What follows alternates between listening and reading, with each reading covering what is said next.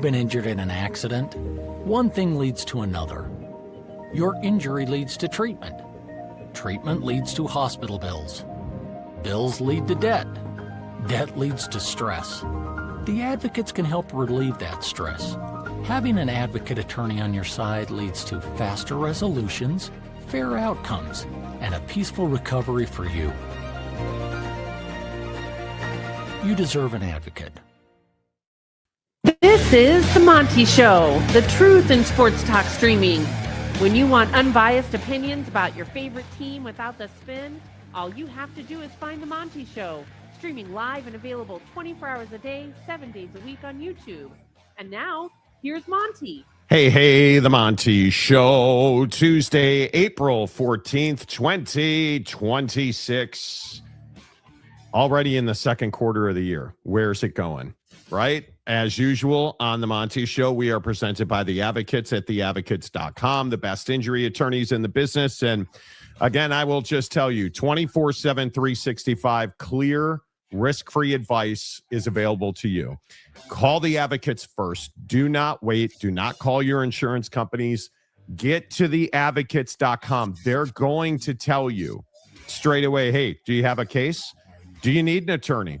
Because trust me when I say the advocates don't just take every case, right? Because they know they don't get paid unless and until they win your case. So they're going to fight for you. They're going to fight like dogs, dude. And they fought that fight and they've won that fight. And the best part is you never reach into your pocket to pay the advocates. No consultations. There are no, big retainers. No. You don't pay the advocates unless and until they win your case. So you get a settlement, the advocates get paid. You don't get a settlement, the advocates don't get paid. It's as simple as that. We call that money motivated, friends. Hook it up, theadvocates.com. Make sure you tell them you heard about it on The Monty Show. Don't forget 2 more shows left this week as Jake and I will be jetting off to Las Vegas, Nevada for a little weekend, a little long weekend, if you will. I will continue to be a terrible golfer while Jake hits the ball a mile.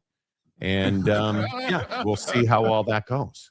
Hopefully your driver survives the tee box. Hopefully you don't go full Sergio on that thing. Oh, no, I'm good. I got the new club. Maybe I'll show off the new club later today. It's leaning right over there. Best head cover in the bag. Just saying. I think it is. Yes, I got a new 5-wood yesterday. From my friends at PXG. So we appreciate that very much. We'll talk about all that, but I want to come out and I want to fight for the pride. I want to fight the personal fight. Roll Tide! That is Ty Simpson being drugged and smeared by, Jesus loves me, some Fernando Mendoza. Now, here's what I don't understand. So you roll up today in this, this fancy ass Notre Dame Roback performance hoodie that I personally love. It looks beautiful. It's amazing. But, for those of you who are uneducated about Roback's offering, Monty could have easily gotten an Alabama hoodie, which we all know would have been better for this topic. So it would have been, you can change your hoodie if you got the Roll Tide in the closet, bro. I mean, that's not too late. I'm not an Alabama fan. Why are you being nothing but the Tide, baby? Why are you being like this? Who hurt you, Jake? Why choose violence today? Nick Saban is a better man than you are. It's all about the Irish. It is what it is. Bavakwan Company, they got my vote. Now you lose a game. Yeah, you lose a game this year. We ain't never putting this hoodie back on. I'm just saying. We went with the little, dog in. Yeah. It's backwards. The little dog in suds on the corner there. Yeah, and thank you. Where's your vest, you coward? On the back of the chair, dude. On the back of the chair, bro. 35 degrees outside in Eugene. Not wearing the vest today. Needed the full quarter zip. It's what outside? It's, let's see, what is it? Oh, excuse me. It's 41 degrees currently, according to the weather app. Yeah, today's going to be a terrible weather day in the PNW. Got to head out of town this morning. We give directions and details, but that is a James thing. Okay. Bo, hello. Frog Father, hello. You know, is what it is, right? I need to golf with Monty. He's got all the women cheering for him on his swings in his driver video. Dude, I'm telling you. That was funny, dude. Those people were like, whoa, dude. Well, I'll tell you, I'm not even bragging, but I watch a lot of swings. When I hit the ball well, it's... Can you measure it? Yeah, it's something. I don't know what it is, but it's so loud. When I get the middle of the face, it is. It is. I had dudes on another tee box watching me hit drivers, so I feel like we were doing some things well. Mm-hmm. But it's always fun when you're hitting driver well and the people you're playing with are oohing and awing. I legitimately hit the longest drive I've ever hit on a golf course Saturday. All gas, no brake. So, just it's a wonderful thing. That downward club path. Got to get that downward club path right. And good things happen. Good things happen. But Corey, hello. Good to see you, sir. No Shoes Nation. Okay.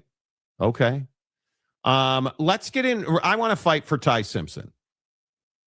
Look, I have slightly moved to the middle because I'm the only one who says Ty Simpson's the best quarterback in the draft. I'm a man on an island, and I totally get it. And I'm willing to die on that hill.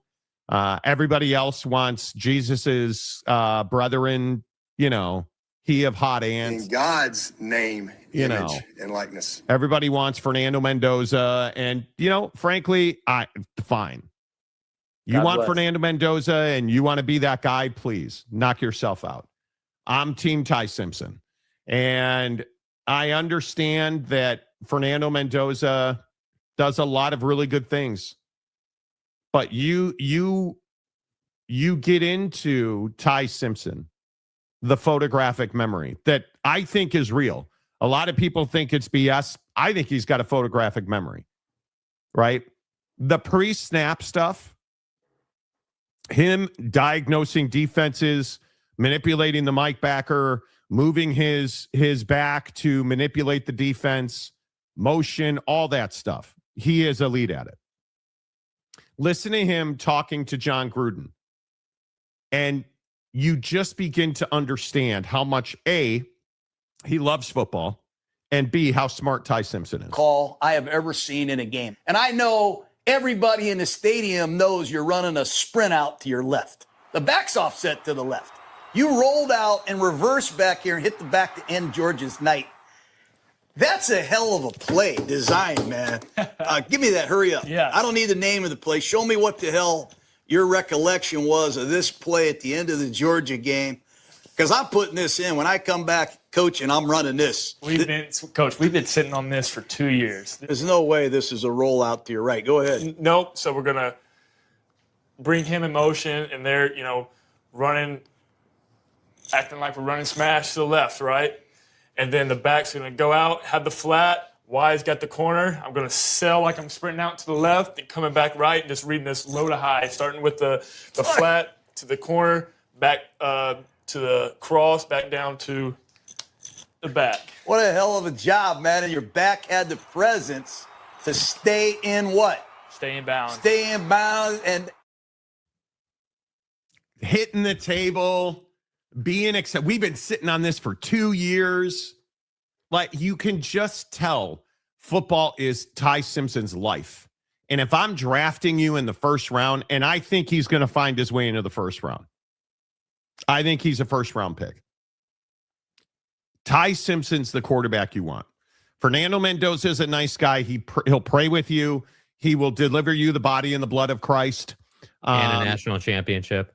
Shut up, Jake. He will show off his national championship ring. Look at it, Monty. Monty, you can't, look at it, bro. It's right here, bro. It really hit me. Yeah, totally get it. I want Ty I Simpson. think people question your arm strength. That's a great question. I don't, come watch me throw. Everybody will, refrain from that from now on. You know what I mean? Yeah. it's crazy. But yeah, I wanted to, one, show arm strength, and then two, show everybody that I could go under center, whether it's 7-step, 5-step, 3-step, 3 plant, 5 plant, like just something to where I can do everything. And then to have movements, everybody can sit there and throw in shorts, right? But when you have Myles Garrett, TJ Watt, Max Crosby coming off the edge, how can you get your base back and your feet in the ground? That's something that I feel like I do best. And then throwing on the run, everybody asks, I'm not the most athletic guy, and I just left that off too. You know what I mean? It's like it's preposterous how people view me when they hadn't seen me in person and seen what I could do. Now, did you hear the tell in that? Is he going to be drafted by the Pittsburgh Steelers, the Baltimore Ravens, the Cincinnati Bengals, or the Cleveland Browns? Because he mentioned 3 defensive ends, all of them in the AFC North. I tend to agree with people who say somebody in the NFC North is going to draft Ty Simpson. Because he meant AFC North, excuse me. Because he mentioned Myles Garrett, TJ Watt. Right? Max Okay. Crosby. But do you hear him? Do you hear him? And the way he talks? And what do you say? Everybody throws well in shorts. Oh, Fernando Mendoza.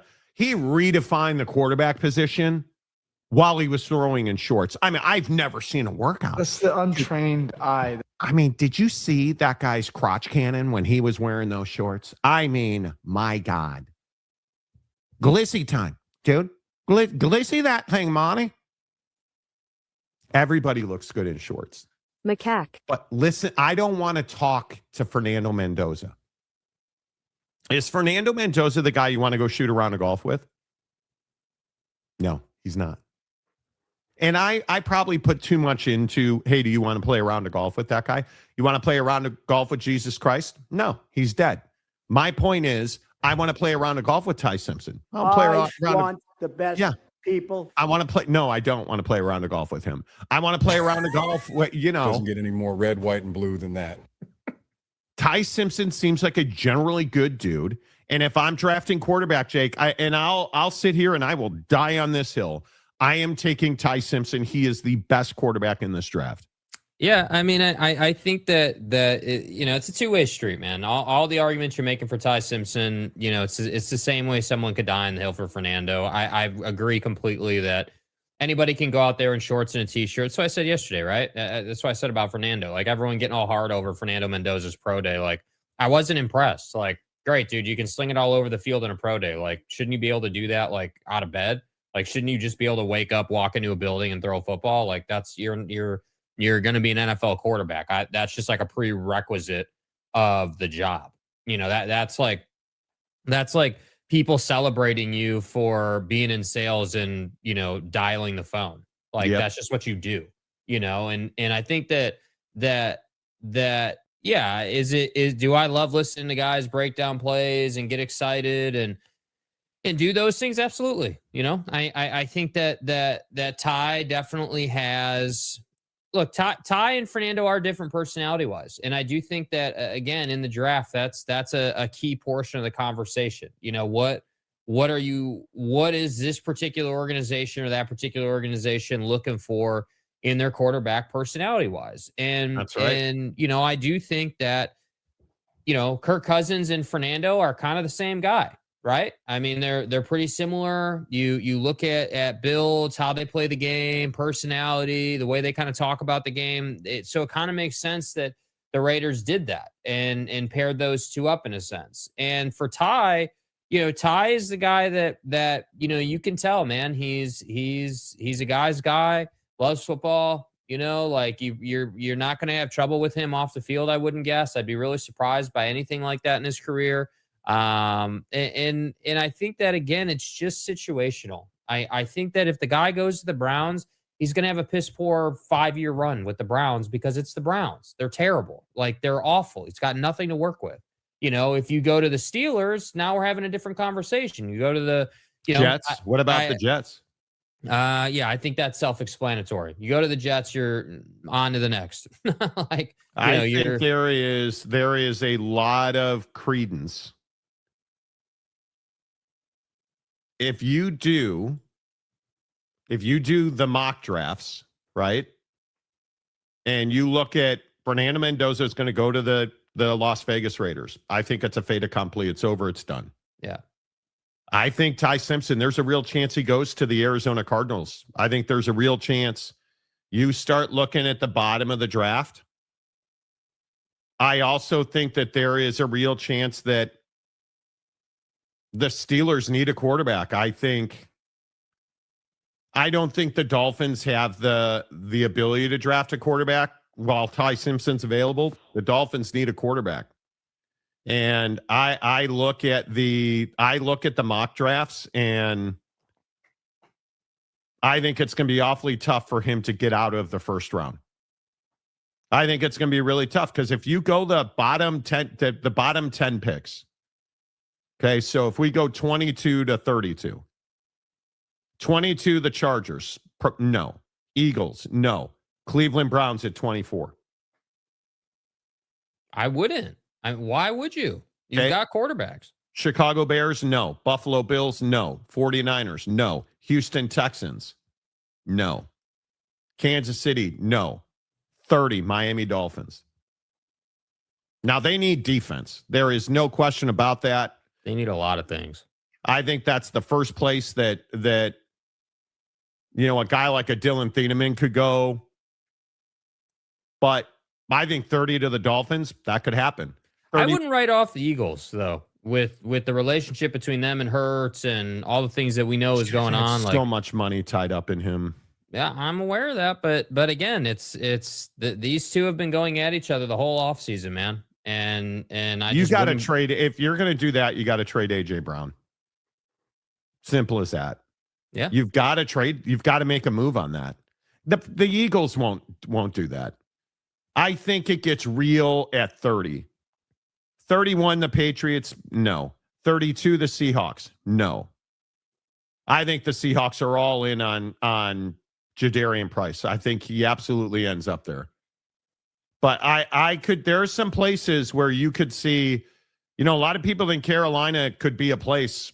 And I don't disagree with that. Bryce Young, I understand that he had a great year last year. I think the Dallas Cowboys are going to make trades, which is going to open up opportunities for other teams. I can't see him getting out of the first round. Yeah, I mean, really don't. He, based on the availability of starter, the lack of availability of open jobs for starters in the league, I mean, Ty Simpson smacks of, hey, we're a good team. We want to add depth in the quarterback room. We want to mitigate injury risk in the quarterback room. Let's draft this guy, develop him, get him what he needs, and basically get him ready so that if our starter goes down 8 games into the year, he can bridge us to the playoffs. But isn't this the Fernando Mendoza problem? Is it realistic to pay Kirk Cousins what you paid him and then sit Fernando Mendoza? Yeah, I think it is. I mean, it's a lot of money, but they're clearly fine with it. I mean, that's again, it's a long-term play though. I mean, it's not a short-term investment. I mean, you're paying Kirk for probably 2 seasons, I mean, I would guess. Certainly. I would guess so too. And then, Fernando will step in and we'll see what he can do. I think that's the play. So you're really making like a 7-year play, basically, a 6-year play. You've got 2 with Kirk, 4 or 5 with Fernando. Ideally, you're re-upping with Fernando after 3 years because he's played so well that he's earned that.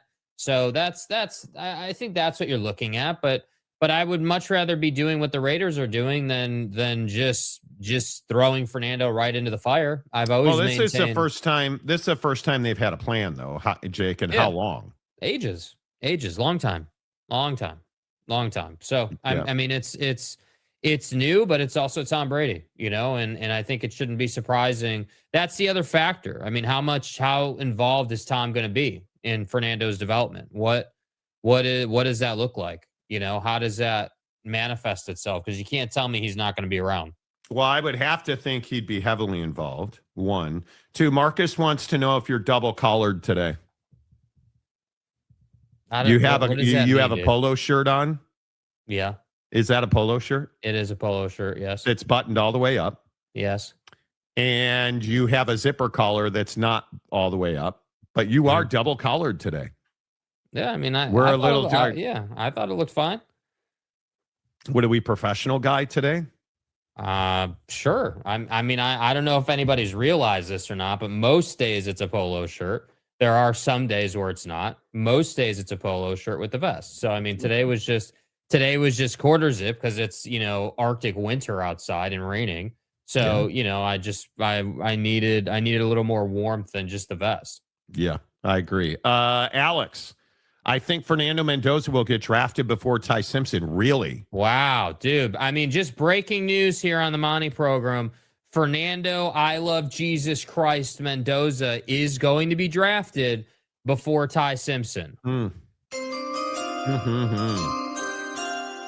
Big Incredible. things happening. Big things popping here. I had no idea. I freely admit I'm a bad person. But in all seriousness, if you could draft either one, are you still team Fernando Mendoza, Jake? And in the comments section, after you hit the like button, because again, I was told yesterday I'm terrible at YouTubing. Hit the like button, hit the like button, hit the like button. Yeah, subscribe. Click the bell, Monty. Hit the like button. In the comments section, Fernando Mendoza or Ty Simpson? I think Ty Simpson is going to be a significantly better quarterback. Jake, where do you come down on it? Yeah, I mean, I think if we're just looking quarterback for quarterback and skill set, I mean, I do think Fernando, is fully capable. He's got a good body. He's got a good arm. I think that everybody discounts his mentals because people just want to say, oh, well, he just stood back there in the shotgun and just threw his first read and didn't have to read anything or didn't have to go through progression or do any of that. And Ty ran a pro style offense and so everyone wants to look at that and say Ty is superior because of that. But I don't know that we should be discounting Fernando's ability. I mean, again, we just want to write off that the guy won a national championship. I think, if Ty Simpson had won a national championship, everyone would be saying he's the best quarterback in the draft and he should be going number one overall. So, I mean, I just think it's 6-1. I think that we don't know what Fernando looks like in Gruden's camp because he hasn't been in Gruden's camp. I don't know what that looks like. I know that you're a weird ass interview. I know that you're that corny ass guy who it kind of trends that way. So as a guy, yeah, I probably prefer Ty Simpson, but I'm definitely not ready to say that Ty is just going to be a lot better or going to have a way better career. I think that that's largely unknown. But what I do think we know, if you're talking value, if you're talking about money, yeah, Ty Simpson is the better value. You're going to get him late in the first round. You're not going to have to pay him number one overall pick money. He's clearly a guy that you could put number two on a really good team, and he would understand the vision and the mission of like, hey, yeah, it's not your time now, but you need to stay ready and be ready because it will be your time soon enough. And that would work out just fine. So I wouldn't at all be surprised to see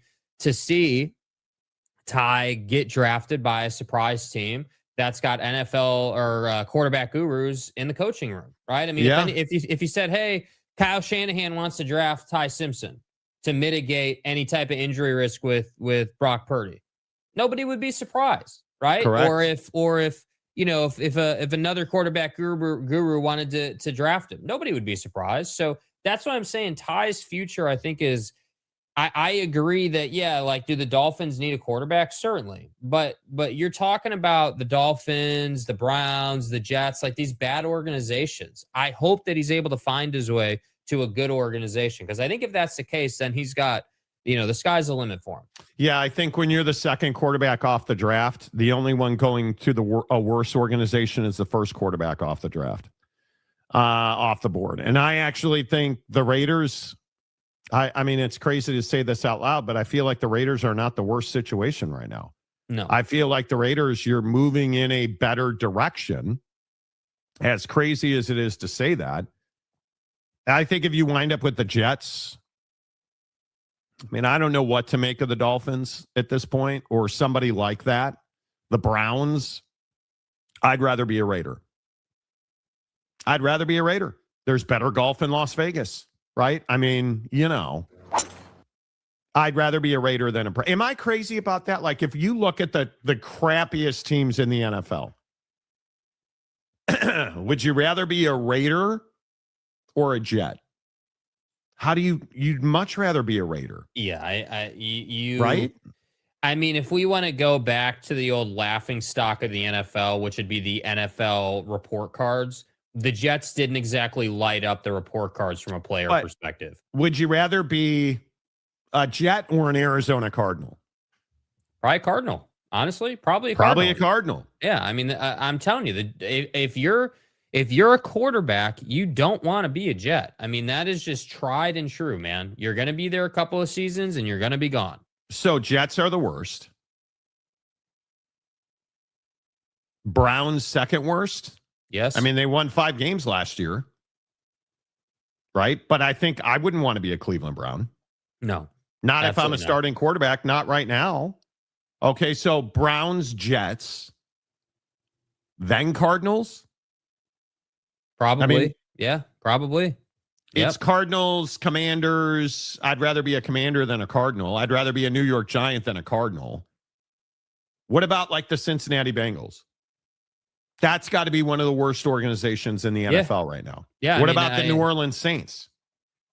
See, the Saints is a tough one though, because they weren't one of the worst organizations for a long time, right? But all that success was built on Sean Payton and Drew Brees, and that duo. Well, and it their feels ability. like that. It feels like that. Well, I mean, I don't know. Is it not like that? I mean, you haven't been a good team since those two left. Like you know what I mean? Like the results are kind of speak for themselves almost, I feel like, so I don't know. I mean, it's okay. So then we got to talk about Atlanta, right? You did Cousins only to draft Michael Penix. Now we're, now we're trying to figure out, what's next. So I think that, if you're a quarterback, I think that the Vikings wouldn't be the worst place to wind up, even though you've got Kyler there. It's still, that wouldn't be a terrible spot to land. I think that there's not a lot of bandwidth in the league right now for starting quarterbacks. Honestly, like most organizations have one now, and that's kind of the hard part. Is that? But is Kyler an answer? Or is he just a band-aid? Oh, I think he's an answer in Minnesota. Yeah, I'm excited to see what Kyler can do with Kevin O'Connell, for sure. I think that those two, I think that assuming we don't have season-ending, injuries and things like that, if he stays healthy, I think that they're going to be good, dude. They haven't had a legitimate quarterback that you can rely on that can move and make the throws and do the things. And how long? I mean, how long has it been? Even with Kirk Cousins, long time. Even with Kirk Cousins. So I think that you're looking at a team that I think is. I'm not saying they're going to win the North, but I do think they're going to be much better. And I wouldn't mind going there if I was Ty Simpson. Really? Yeah, especially with the success that Sam Darnold had in Seattle after being in Minnesota. Do you want to be a Charger or a Viking? A Viking, for sure. A Steeler or a Viking? I mean, if you're a starter for the Steelers, you probably got that gig for as long as you want it. Panthers or Vikings? Vikings. Colts or Vikings? I mean, they've made questionable draft decisions before, but at the same time, I feel like they want to win. So I think that's pretty close. Buccaneers or Vikings? Probably Vikings. Baker's got that job on lock, dude, and he's usually pretty healthy. Falcons or Vikings? Yeah, I think Vikings. That's not even close for me.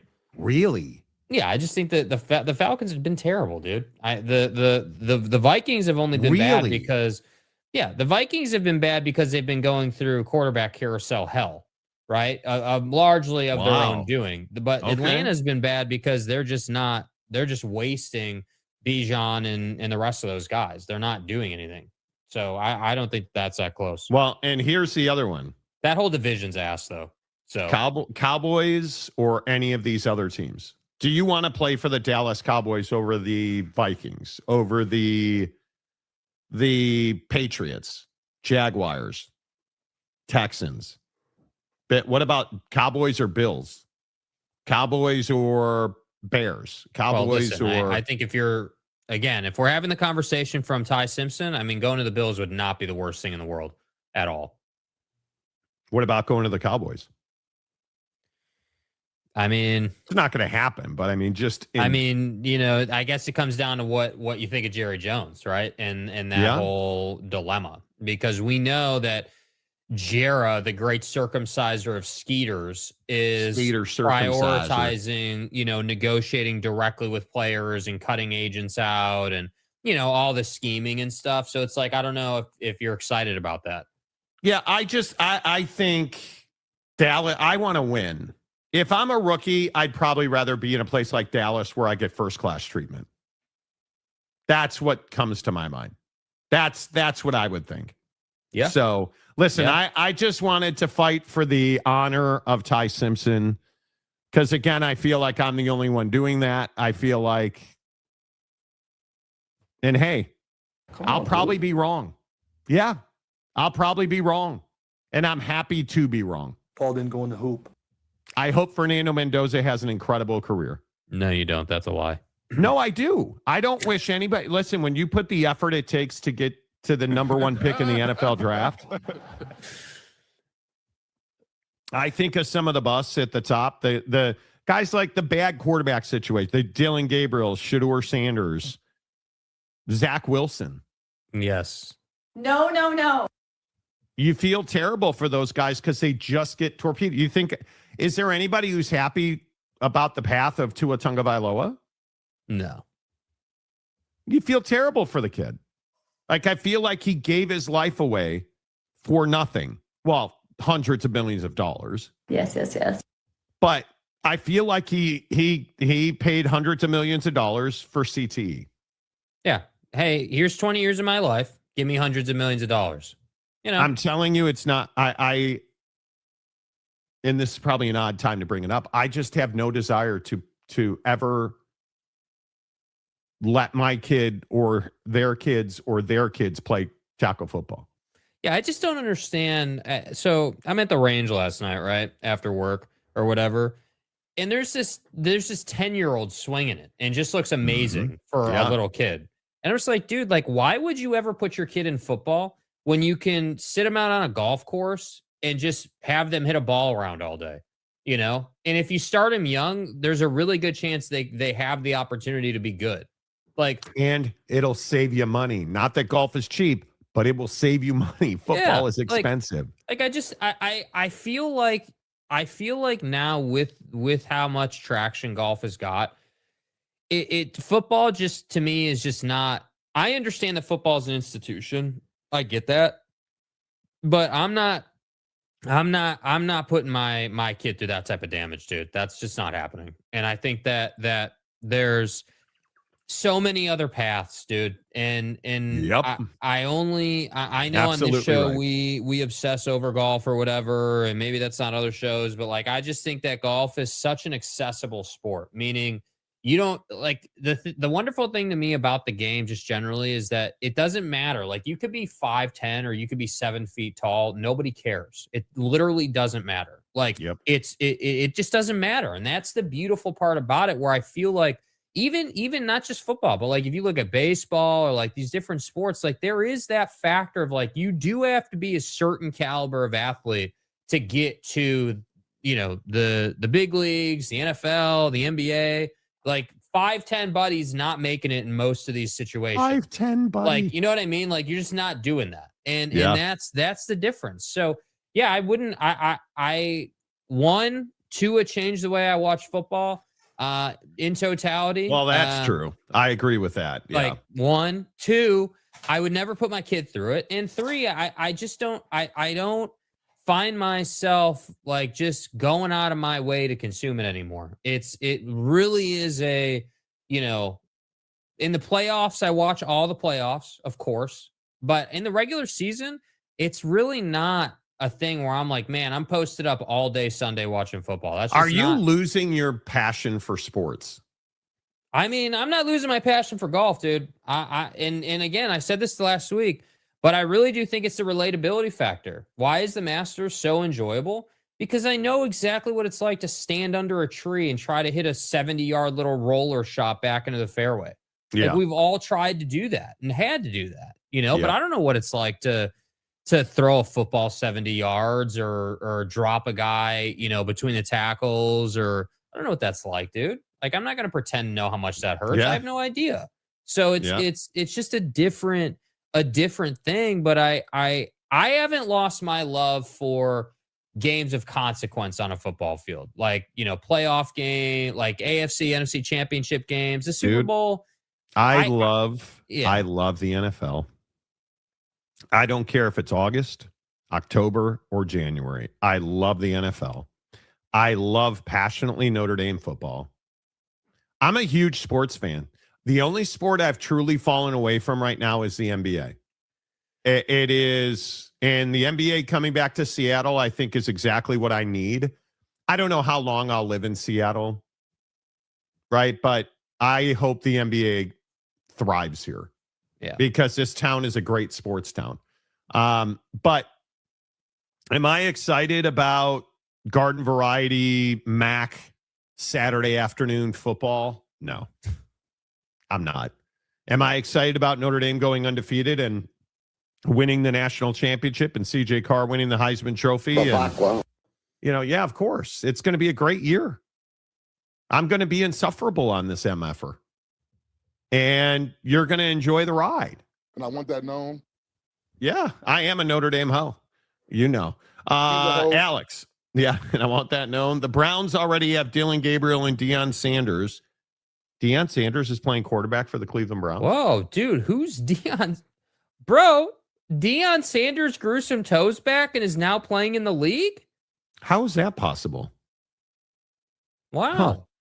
I don't really think they need another one. No, I would agree. But Dylan Gabriel's a bust. Another one. But Dylan Gabriel's a bust. Let's be honest with it. Dylan Gabriel is a bust. Yeah. He just, come on. Don't forget JJ McCarthy. Again, you're just dumb. Like, I don't know what the Vikings were looking at. I don't know. Like, I almost feel like it was Miss Teen USA South Carolina all over again in the draft room. I personally believe that JJ McCarthy is the next savior of our organization, even though he's not proven anything at the quarterback level in college. Jake. Like, come on, dude. Jake. My God. Jake. Iraq. You're taking the O out of count, Jake. Yeah. Yeah, I am, dude. Everybody and their mother knew that JJ wasn't about to be that guy, yet they still drafted him. Jerry World has always been a clown show post America's Team era. Totally agree. Can't stop talking about Texas Tech. Why? What is it you keep talking about with Texas Tech? Yeah, we can talk about that. We'll talk about Texas Tech in a minute. Oh, we'll get to the airmen. I checked the Tower Chiefs logs. It says Texas Tech is a joke on the logs. We'll get to that. When did Texas Tech fan become so uppity? We did what we did. And for a football program that quite literally has accomplished nothing. Like, you've won nothing. Oh, but Monty, the conference title. No but Monty's. You've literally won nothing. There is no college football team worth its ass that's like, oh, we won the conference. Because remember, everybody was insulting the Big 12. Flyover conference, truck stop conference. Your mom's a lot lizard. Remember all that? Your mom's a lot lizard. But now all of a sudden, winning the Big 12 is some huge accomplishment. When did Texas Tech fan become so uppity? No. You've literally accomplished nothing. And you guys, and like, if you go read the comment section from the show the last couple of days with Texas Tech fan, I mean, you're becoming Texas State fan. You're becoming obnoxious. I used to be Oak State, now I'm TCU fan. You're Jaden Craiging the hell out of this thing, dude. And your Texas is backing this thing. Oh. The problem is you're still locked in the Connex box, bro. You haven't won anything. Monty, Texas Tech is back, even though they were never here in the first place. And I try not to be a red ass about it. It's not, even if you were to go undefeated and win the Big 12 conference,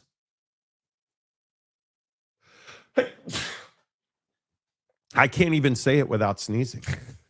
It's not that great of an accomplishment in a two-team conference. But right now, I think we would all agree the Big 12 is not a great football conference. This case is empty. Right? I think we would all agree with that. We would all agree with that, yes. So then somebody explain to me, why is Texas Tech fan so uppity? Help me understand it. Help me help you to understand that you can't and this is what I said last year. You can't talk all that junk and then lose to Arizona State. Oh, but we beat BYU twice. Cool. You lost to Arizona State. You've literally accomplished nothing. Well said. Are you?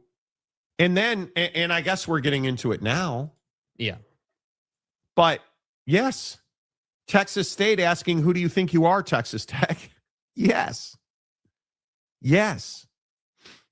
You're not that guy, pal. Trust me. You're not that guy. I go back, and I think this is a legitimate question. Is Texas Tech,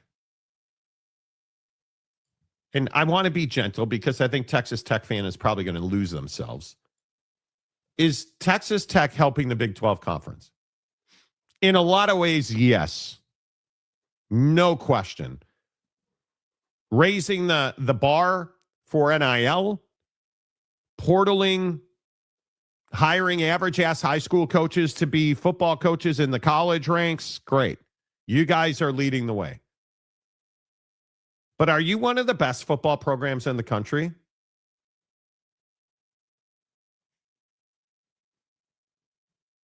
No. Are you a top 10 football program in the country? Man, I don't think you are. I don't think you are. If we go and we look at, are you one of the top 10 teams in the Big 12? Well, yeah, of course you are. But if I said to you, well, if I look at the best teams in the country, are you Ohio State? No. Indiana, who's probably the best team in the country last year? Not probably. Indiana was the best team in the country. You're not Indiana. You're not Ohio State. Are you better than Notre Dame? No. Are you better than, who would I put next? Who would I put right now? Probably Oregon. Is Texas Tech better than Oregon? No. I think that was answered definitively. I think that was answered definitively. I don't think there's any question about that. Right? I mean, and right now, I would not take Texas A&M over Alabama. Or excuse me, Texas Tech over Alabama. Are you the best football team in the state? No. No, you're not better than Texas A&M. You're not better than UT, Texas, University of Texas. You're not. That right there is 8 teams. And I guess the question is, are you better than Georgia? No. Are you better than Ole Miss? No. Are you better than LSU? No. You're not. Are we really trying to be a top 15 team in the country? No. But yet, here you are, Texas Tech fan, bitching and moaning about Friday nights. And this is ultimately where the rubber meets the road on Texas Tech. Oh, man, we can't play on Friday nights. High school football in this town is an institution. Bob Monty, high school football, Friday Night Lights. Dr. Pepper. It's Fansville, bitches. Fansville. Right? Like, that's what we've become in Lubbock. And again, I'm asking you,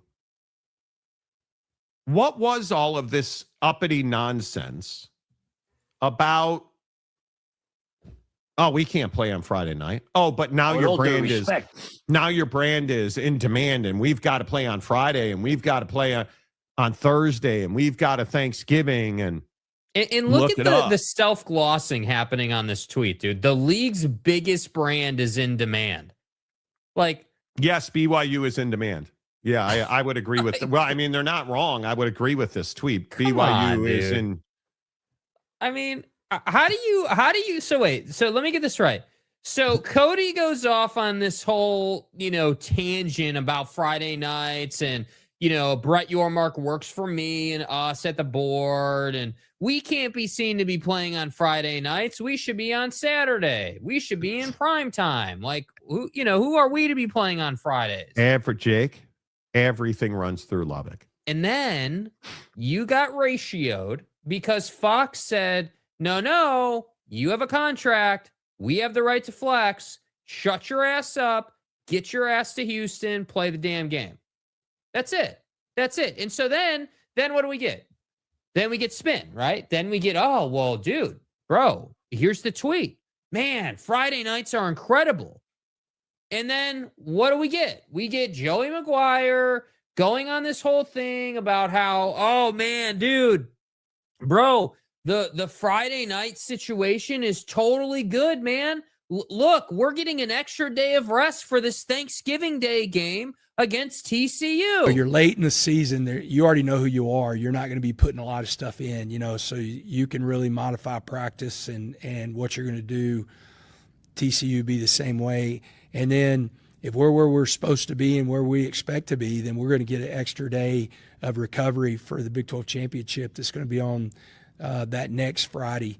So that's going to be really good. That's going to be awesome, though, because, you're going to get the two main NFL games with Detroit playing whoever and Dallas playing whoever, and then the only college game on that day is going to be, us and TCU. And TCU is going to be a really good football team.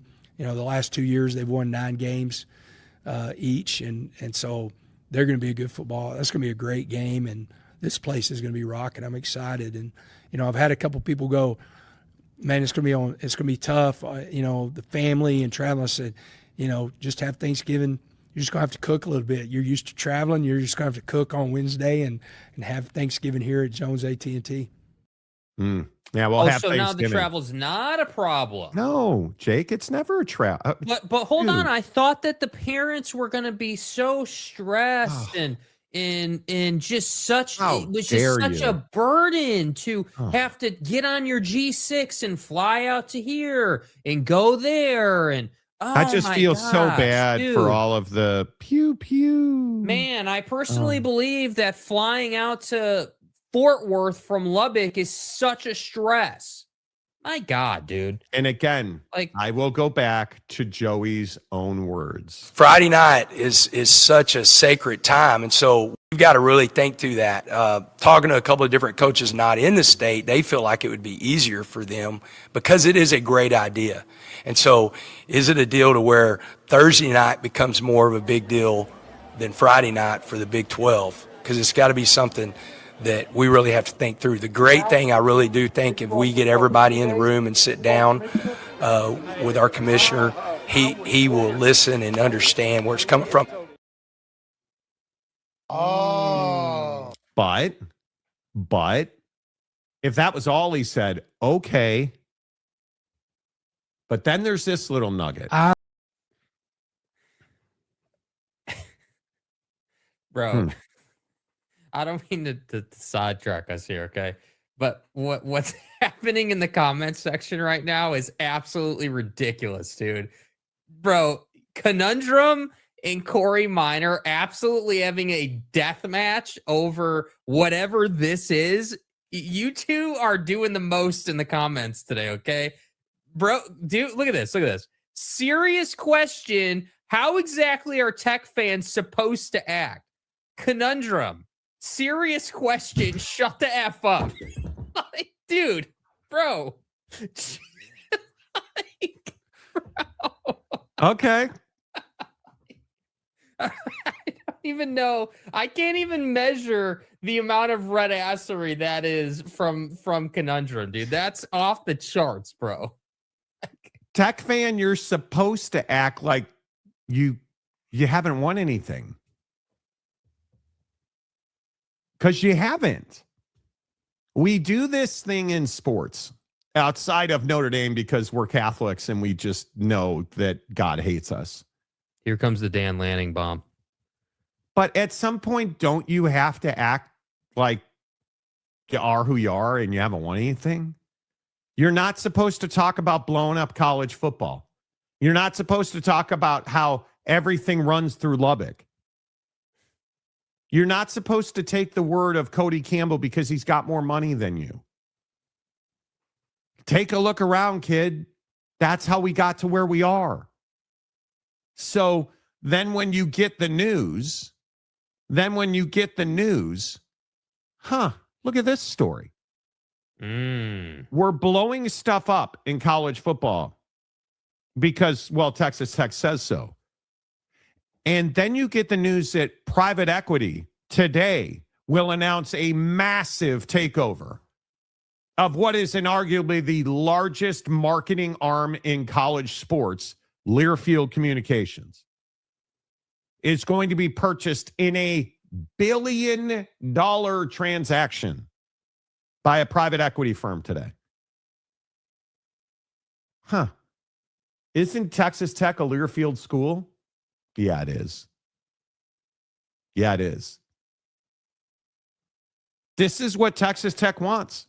Why does Texas Tech want that? Because you got throat slammed by Dan Lanning last year in the playoff. You got embarrassed. And it's, it's not our fault.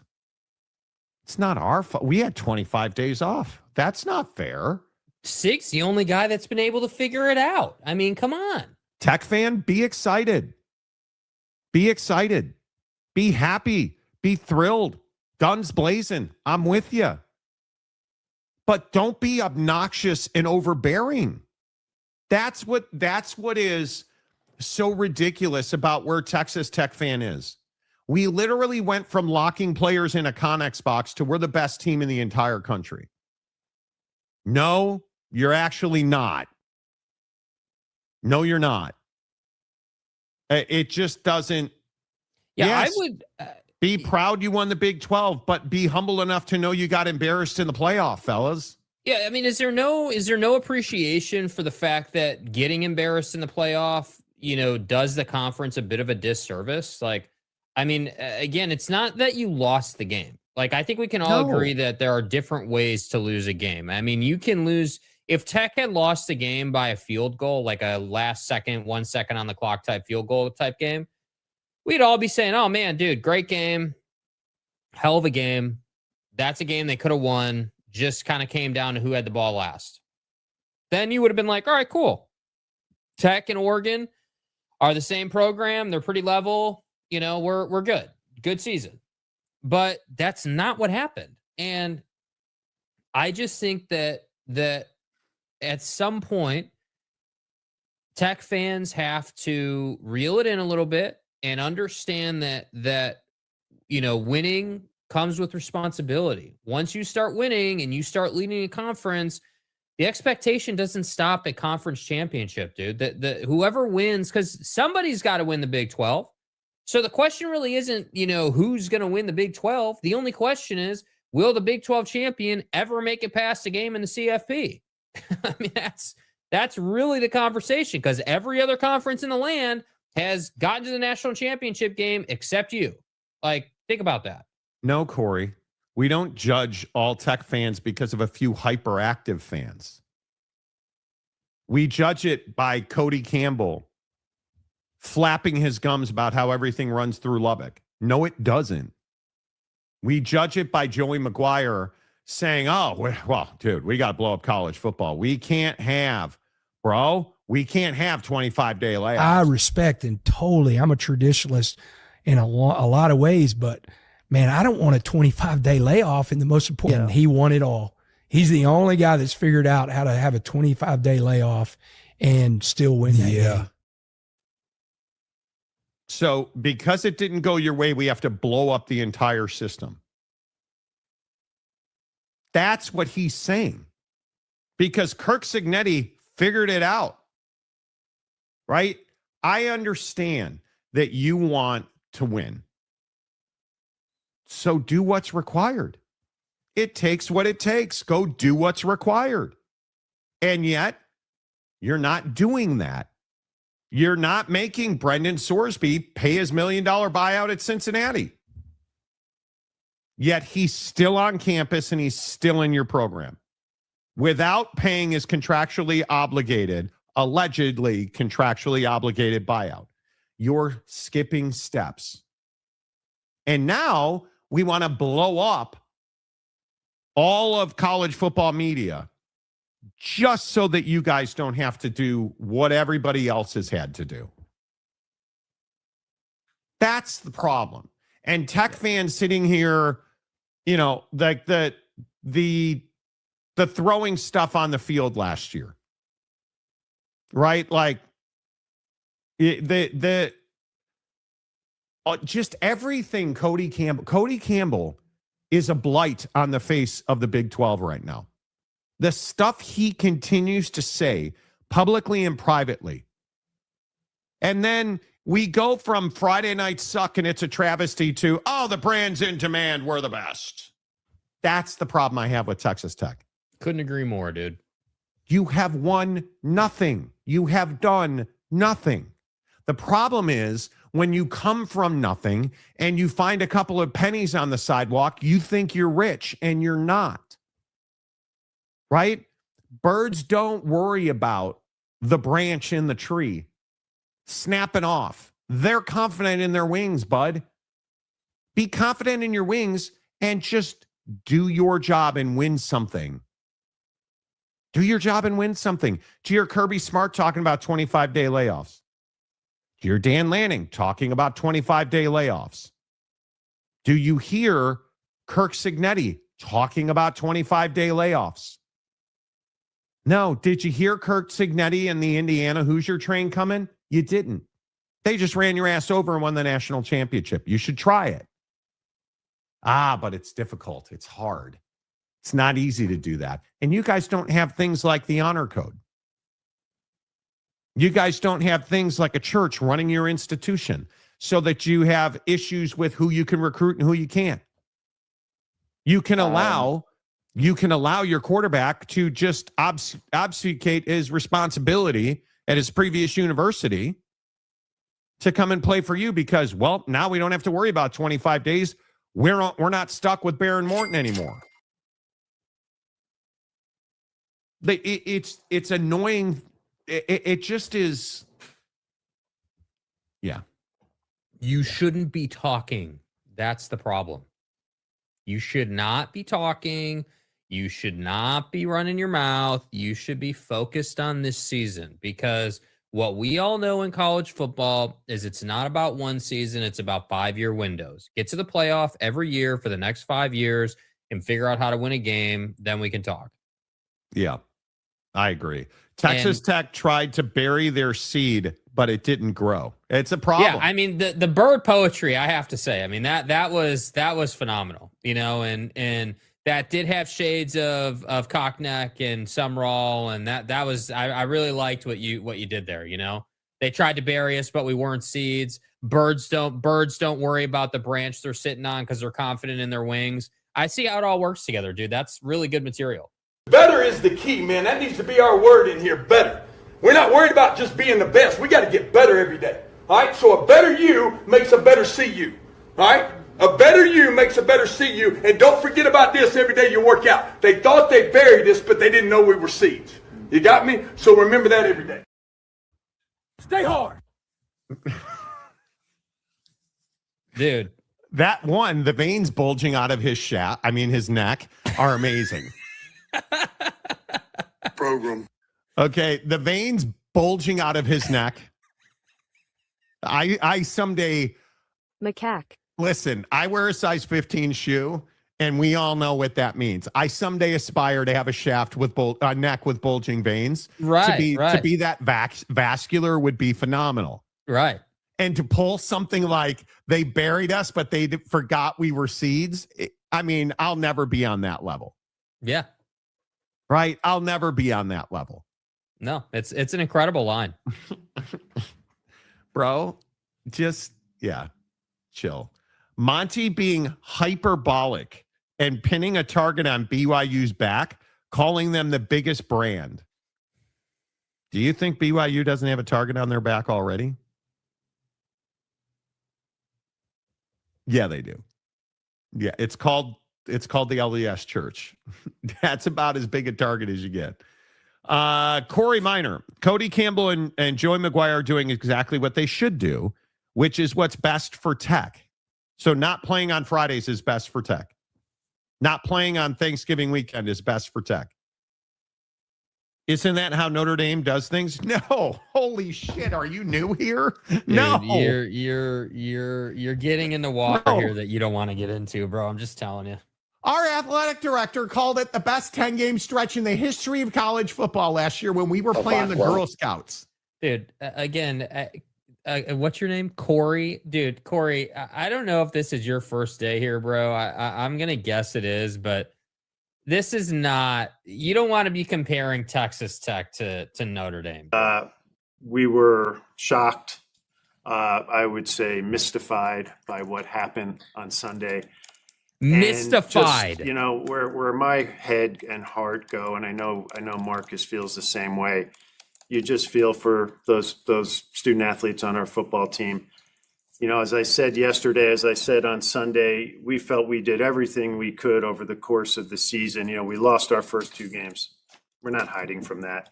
We lost against a really good Miami team. We lost a nail biter against Texas A&M, 2 great teams by a total of 4 points, and then we did everything we needed to do. We had one of the most dominant 10 games runs in the history of college football. Dude,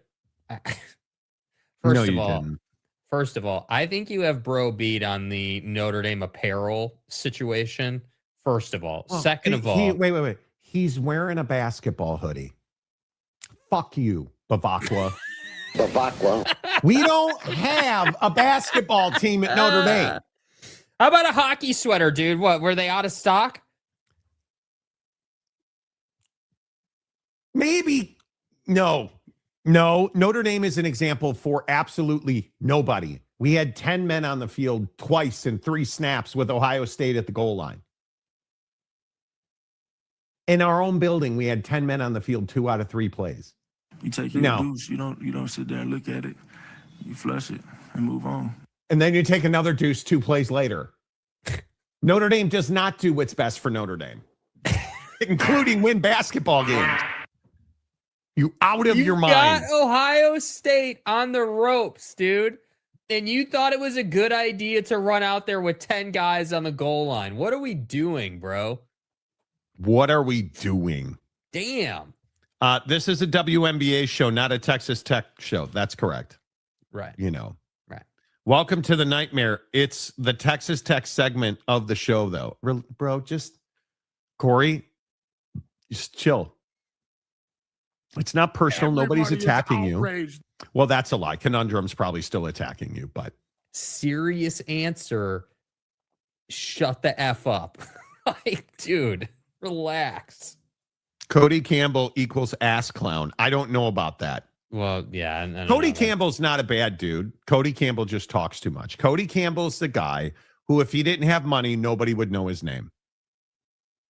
And the how you really want it to be is whether you have money or not, nobody knows your name. Do you? The problem is you at Texas Tech is not good enough. And I think, in all seriousness, if Cody Campbell would put his money behind growing the Big 12 brand as much as he does with Texas Tech, put 70% of your money into Tech and put 30% of your money into growing the Big 12 footprint, by growing Texas Tech, winning, I know, a college football playoff game. But they don't want to do that. They want to talk. They want to talk. I heart birds. Okay. Birds are not real. They're all drones. Right. Have you guys heard that conspiracy theory? Yes. That birds are not real. They're just all drones. Yes. What is wrong with people? Earth is flat, though. Who is Texas Tech? Says everyone talking about Texas Tech. Not in a good way, dude. Okay. Lubbock is known for tortillas. Bro, dude. What are you doing? Dude, chill, bro. You misunderstood, Monty. I'm a BYU fan. I don't want a bigger target on the team. Well, yeah, I don't think that's optional, dude. I think with Bear Bachmeier, and again, maybe Bear Bachmeier is my Ty Simpson this year. I don't know. Bear Bachmeier is going to be a Heisman Trophy candidate. Bear Bachmeier is, and I'm going to say it again on April 14th, Bear Bachmeier is going to be the best quarterback in this league. And if he's not, it's going to be close.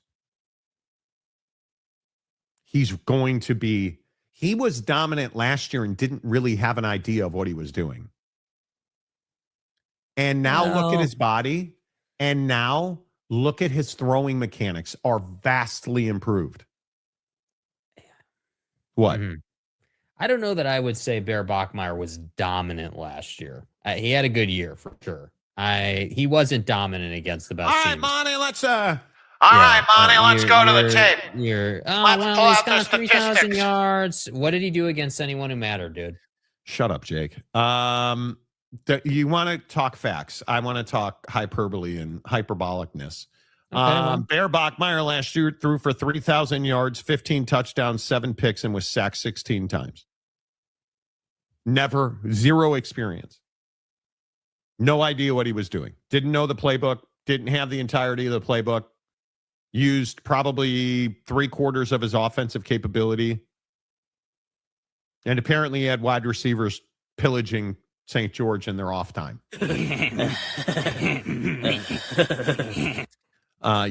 This is my first time here. Welcome to the show. Born in Indiana. Okay, get the fuck out. Let's move on. No, I'm kidding. Hold on.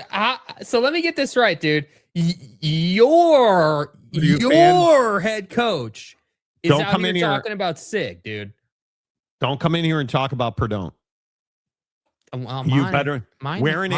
I've lived in Rensselaer, Indiana. It is the butthole of America. And I've lived in West Lafayette. Never again. You don't always have to be negative. Went to Tech, always loved IU and Notre Dame since birth. You can't love can't love Tech, Indiana. Who are you, Oak State James? Yes, you it's James' cousin, dude. You can't love Tech, Indiana, and Notre Dame. That doesn't work, dude. That's not a thing. No. Why is this becoming a thing, dude? Why are people like this, bro? You can't have an allegiance. Dude, you can't be from Indiana, be an Indiana fan and a Notre Dame fan, dude. That doesn't work, bro. Did you get hit with Bobby Knight's chair as a kid? Is that why you're like this, Corey? Hi, James. Welcome back. What happened? Did he go full WWE on that ass and hit you over the head with a chair? The sad thing is Jake has no idea what I'm talking about with Bobby Knight's chair, which is the best part of this whole thing. Do you know what I mean by that, Jake? Yes, he threw a chair. Yes. I don't remember the exact specifics. Yes, I've seen across the court. He threw a chair. Yes. Yes. The Bavacqua video sickens me. Me too. It should. Guys. Hey. Hey, guys. Tech is the brand in demand now, bro. Okay, announcement time. Texas Tech is the brand in demand. Hey, you guys over there, save your magic underpants. We're the brand in demand. Fuck you. No. Fuck you. You No. suck. That's not nice. That is not nice. I love how we went from we can't play on Friday nights. Football's an institution in this town. Oh, look at our brand. It's in demand. Yeah, baby. Roll back this ass. Dude. The victory has already been won. Corey is the new James. Corey, is sounding like James. He's a fan of everybody, dude. Welcome to the show. You're going to fit in here well, Corey. Cody Campbell was whining and complaining about playing on a Friday night game, and that's the problem. That is the problem. Phil Knight is the most influential booster in college football. You never hear from him. Be like Phil, Cody. Facts. Be like Phil. Oak State or UCF should be the laughing stock in the Big 12, and it is probably UCF. Right? 47 straight. As an Oklahoma fan, oh boy, who watched OU own the Big 12 with like 6 straight Big 12 titles and 4 CFP appearances, but 0 CFP wins, you learn there's a level to this game. Tech hasn't learned that lesson yet. No, they have not. Did you see Texas walk off Oklahoma softball the other day? Oh dear. Oh my. You don't see that. You don't see them girls hitting home runs like that often. And not cheapos either. Dude, that ball was gone from the second it left the pitcher's fingertips. Yeah, dude. You know. Yeah. Domer Hank. Hey, Domer Monty, Wobb's brother. Any plans on attending the Notre Dame BYU game in Provo this year? The plan, but Jake is a coward, so he won't leave his what? Go ahead. Roll out your stick. What's wrong? You won't leave your enclave in Eugene, Oregon. Mm-hmm. I want that cougar tail. Well, that's a donut for all of you who are new here. That's a don't. It's a okay. Anyway, are you committing to going to the Notre Dame game? I mean, I can't commit to going to I can't commit to going to the BYU game. No, I can't. What BYU game? Well, it's Notre Dame at BYU, correct? Oh, right, the Notre Dame game. Right. Okay. What? If a unlike Corey, I'm not a fan of Notre Dame, BYU, Utah Tech, UVU, Utah State, Weber State. So for me, the fandom isn't as extensive. I don't know if I'll go or not, honestly. I have no idea. The new James, Texas Tech, Indiana, Notre Dame fan, exactly. James has a new persona or burner account. He might. No, this isn't a burner account, dude. This is a different person. This doesn't feel like James burner material. This guy's got a little more fight than James. Oh boy. So I can only root for one team. Thanks for the heads up on the rule. I'm telling you, it's not James, dude. This is a different person doing the same thing that James did, dude. Oh, dude, you don't know this, and I'm being serious, Corey. You fit in so well here. This is an incredible development on the program this morning, dude. Not only is James not here, so we've been replaying the show in the afternoons. James is literally in the comments section of the replay yesterday, re-rolling out his Jaden Craig crap take in the comments section yesterday when we were talking about it. So now to roll up this morning and have James 2.0, aka Corey Minor 3150, be an Indiana, Notre Dame, Perdon't fan is incredible. And a Tech fan. It's incredible. Yeah, listen, I think can you be a Browns and a Bengal fan? Can you be a Cubs and a White Sox fan? Can you be a Utah and a BYU fan? Oregon and an Oregon State fan? Self-respect. If you don't have, that's what I don't get. If you're you cannot be an Indiana and a Notre Dame fan, and you cannot be a Texas Tech and a Notre Dame fan. Yeah, and especially since you probably were not an Indiana fan pre-Signetti. I don't think Indiana had fans, dude. Well, they did. Nolan Harrison, anybody? Hello? I'm from Southern California. You don't see me, a UCLA USC fan, commit to better fandom, Corey Minor, you jabroni. U.S. Americans. Go all in, dude. Feel your heart absolutely melt when your team doesn't make the playoff and then says it was the best 10-game run in the history of college football. Feel yourself On to Cincinnati. Absolutely shart out your heart and soul. Then come back and tell me you're a fan. You know, Corey Minor, are you charting during the show? Yeah. I just want to thank you all. This is amazing, dude.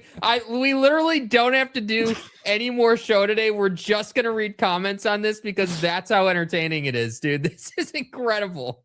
I think we just found out James' long lost cousin. Yeah, we did. I want DNA testing. Swab the cheek, buddy. Dude. Chris Karn, hello. Hey, Monty. I'm a huge Cubs fan, but I'm loyal to the Brewers and the Cardinals. Go Sox. The lie detector test determined that was a lie. That's so good. Go Sox. Dude, Corey, what kind of car do you drive, bro? Just humor my me. God, What kind of car do you drive? Do you drive a Honda? Oh, please don't tell me you. Please don't tell me you. And if you say he's going to be a Supra guy, what do you want to bet he drives a Supra? Yeah, Corey, what kind of car do you drive, bro? Texas State James. Corey, I'll see you at monthly 3-ball meeting. Welcome to the nightmare. Hey, Corey, is Bob Knight throwing his chair over the fandom of Texas Tech? Exactly. I'll drop that motherfucker.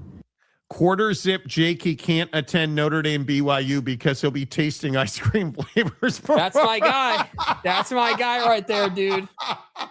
By the way, Jack is a Westminster fan. Thanks, dude. Oh my God. That is so good. I needed that. Do we still have Buddy talking about chocolate and vanilla ice? I don't think we do. But I can resurrect it. It's so ridiculous that anyway, God, I needed this energy in my life. I really did. Corey Minor is James's altar boy. Very well could be. Do you have a demon? I think James had to change his name and get a new phone for his new burner. Exactly. Hey, Corey, what do you think about Texas Tech's facilities? Yes. No way. Look at his most recent comment. There's no way this guy is for real right now. Stop it. There is no way this is factual right now, dude. This is your line. This is James. This has to now be a it's James James Burner, dude. It's a James Burner account. I don't just believe. Has to be, dude. I don't believe for a second. I personally believe that this is a James Burner, dude. No chance. There is. Sorry, man. There is no chance. Okay, now I got to go on my phone and look at your channel, dude. Now I got to get verification of what's going on here. So let's see. Sorry, man. I don't buy it for a second. Yeah, exactly right. There, Marcus, there's no way this isn't James. There aren't enough ministers to go around in Lubbock. Exactly right. There's no way that you're a minister. And Corey, where's the IPF? Is it on the record? Exactly. There, no way. I was actually a fan of IU. We just weren't winning. Yes, always loved Notre Dame. It's not possible. And went to college at Tech. What can I say? Well, James, I mean, I get it. It just doesn't work that way. That's what you can say. Probably a Toyota Camry. Now that we know he's a minister, yeah, it's Corey, what kind of car? What kind of car? Corey, what kind of car do you drive? And if you say a handicap van, I'm going to get so pissed. If your answer, so if you would like to confirm that this is a James Burner, the comment of a shitbox Honda Civic will confirm that this is a James Burner. Anything else will confirm that it's not. Listen. There was a Corey Minor. Yeah, this is a burner. Good pull, Hank. Good pull. Yes, there was. Wasn't there a Corey Minor at Notre Dame back in the 90s? Definitely a burner. I think he's exactly right. Okay, find us the connection, Monty. I need to know. This is before my time. This is definitely your department. Yes, Corey Deshaun Minor. Yes, big football pad guy. 30 games in the NFL as well. But it was Kory. A Nissan, and my wife drives a BMW SUV. Who are you, Joel Osteen now? Dude, we need to talk about Buddy at some point. We do. Bro. James Corey FTR. Yeah, James is Corey. How does this happen, dude? How does like James get pulled into this every single day? Buddy literally, catches a stray. We didn't even try to talk. Dude is not even in here on his one of 800 burner accounts. Now we have a new one that we're trying to figure out if it's a James burner or not. I mean, it has to be. It just has to be, dude. It's not possible that dude's like, oh yeah, I do online ministries on my own YouTube channel. Hey guys, check me out. Here's my YouTube channel. Yeah. Well, and here's a really important question, Corey. Marcus wants to know, do you play golf and what clubs do you swing? That's all we need to know about Buddy. Quote Dude, unquote, you already Buddy. know that bro is rolling up with Stratas. You know that. No, he is absolutely he's either he's a Callaway guy. No, I got the new Callaways, Monty. Yes, is your wife a Walmart manager? This is a great question. A better question would be, do you think your wife is hot? That's the question. Oh God. Jake, look at his last comment. Golf is not a sport. Who do you think you are, dude? Okay. Well, I mean, that does validate that, pretty much you are. Corey, hold on, Corey. You are, dude. Are you saying that your YouTube channel is Smart Christian's channel? When I searched your handle on YouTube, this channel came up and has 250,000 subs, and the guy on the channel is a guy named Corey, according to the thumbnails. Like if you pull up, like if you go on your computer, if you do Smart Christian's channel, that's what his YouTube channel is called. Smart Christian's channel. Smart Christian's channel. There it is. Be smart. Is that it? No, it's We hate Corey. Here's why. Pastor promotes his book, but not the Bible. Is that what he's saying? Smart Christians, 248,000. Yeah, that's the one. Smart Christians, 248,000 subs. Yeah. Why they hate me and why I love it. Okay. You have 248,000 subs. Now I'm jealous. Do tell. I like it. Okay. Interesting. Okay. I mean, Corey. Interesting. Why would I lie? This is an interesting development. Why would I lie? Well, you'd be surprised. Well, no, that's the problem, dude. That's the problem. You're not lying about your fandom. That's the precise issue that we're talking about. Yeah, you're actually being too truthful and forthcoming with your fandom. You're being honest about your fandom, and we have an issue with that, dude. That's the problem.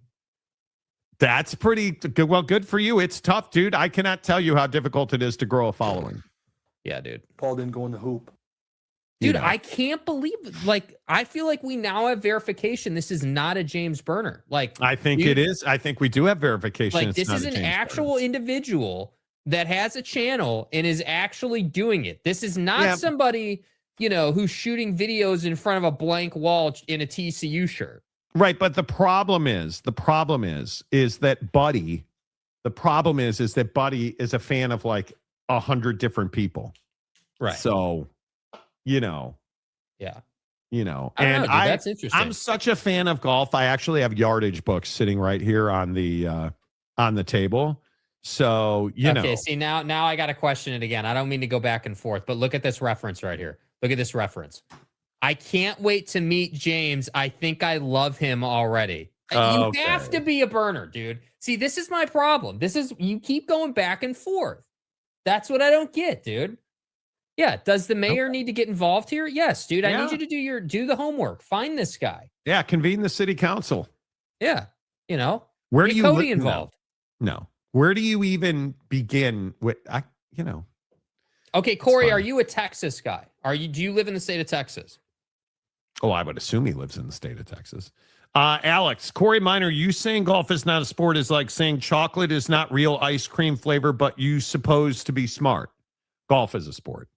Yeah, golf is definitely a sport, dude. No question about it. No question about it. I subscribed on my main channel so I can comment on it. Okay, I like it. I live in Dallas. Dude, I'm telling you. Do you know do you know Chaplain James White? Yes. Corey, do you know Pixar Mom? Yeah, if you live in Dallas, boy. Bro. Hey, boy, it's Dallas. If you live in Dallas, sir, how are you not a TCU fan? Did you get your MDiv? Craig? Did you get your MDiv? You know, a TCU fan? Exactly. Yeah. I personally believe, exactly. If we get enough of these Oak State James, we could have a new kind of church and run a school like BYU. We could be rich and have a college football team. Very possible. Iraq. Very possible. You know, cheerleading is a sport. Just to ask Bill Belichick. Right? I mean, seriously, dude. Cheerleading is a sport. Oh, boy. If you can play in slacks and be fat and old, you changed your avatar. No, this is his other account. So this is his main YouTube account. Yeah, we like his other account. Then golf is not a sport. If you can play in slacks, do you know how hard it is to hit a golf ball? I mean, it is really difficult. Dude, golf is a sport. There's no question about it. And if it was so easy, why aren't you on tour making millions? Like, come on, dude. Christians, Corey, do you like Buc-ee's barbecue sandwiches or Magic City lemon pepper wings better? Good question. Good question. Yeah. If golf isn't a sport, then baseball isn't a sport. Got to talk about it, dude. The MCU. No. Hell's not real, thankfully. Texas State James. Corey, it's great that you live in Dallas. I live in Fort Worth. The 3-ball meeting is in Arlington. There you go. And, you know. Ask Bartolo Colon if you need to be athletic to play baseball. Baseball is barely a sport. I give up. Yeah, see, now you're, I mean, come on, dude. Okay. It's fine. Well, Corey, welcome to the show. Congratulations on your success with Smart Christians. And congratulations on being the second coming of James. That's great. We know the grind that is growing a YouTube channel. It's been 5 years of grind. So we appreciate that. What about this story? Does this surprise you at all that agents are using Texas Tech fake offers to get their clients paid at other universities? Does that surprise you in the least bit? Nope. I think it's proper business, dude. If you can negotiate and you can look, if you're trying to get paid and you can get the other party to think you have other offers, I mean, isn't that what everybody does already in the job market? Oh man, I've got like 5 offers and they're all paying me way above market or whatever. And yada, yada, yada. Like, you make them show you the offer. Aren't you like, okay, depends on the kid. I mean, it depends on the kid, dude. If it's a top tier, if it's a 5-star grade A recruit, I don't know, man. I'm not sure that you do. Yeah, I think it depends on the kid. Okay. I'm not surprised by this at all. When you throw the kind of bread around that a guy like Cody Campbell and Texas Tech throw around, this was bound to happen. I think it was bound to happen. And the difference is, if you look at the history of NIL and the quarterback's name at UCLA, Tennessee to UCLA, it just went right out. Maliava. Yeah. No. Yes. Maliava. Yeah. Oh, he's got a $4 million offer that never was. Nico Iamaleava. Yes. Nico Iamaleava. Yes. Thank you. Nico's dad out there saying he had a $4 million offer. Never had one. Well, you know what I think is interesting, though, in that comparison is like their issue to me always came down to they just overvalued themselves. The issue there was they were trying to get, clearly his dad was trying to get more money out of the NIL space. The issue with that, though, is that there was already tape of him on the field at the college level. People already knew what he could do. So if your value is, hey, I'm a starting quarterback at college football at, a Power 4 level, and I'm going to sit here and say I have all these offers when everyone knows I don't have all these offers. Yep. That's the problem. You have to have, if you're going to negotiate in that way, there has to be that sort of layer of like, yeah, so let's say that you're trying to get to Ohio State, right? And you're trying to get more money out of Ohio State to Sure. go there. If you can go to Ohio State, you can go to any school. In that scenario, for that kind of talent, then yeah, they do have to believe you have a Texas Tech offer. You at that point then would have SEC offers. But, Nico Iamaleava, the problem there was everybody and their mom knew he didn't have other offers because he sat on the market for so long.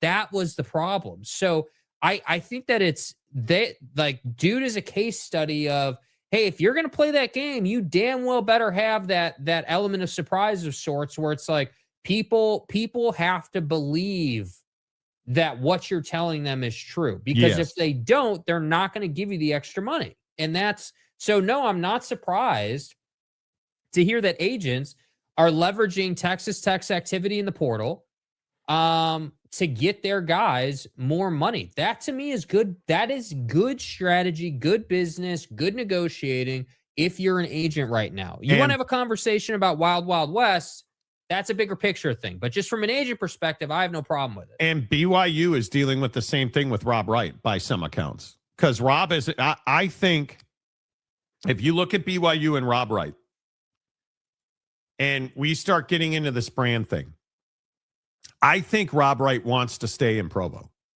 Mm-hmm. I think he wants to stay in Provo. But I think he wants more money, and I don't think BYU's willing to pay it.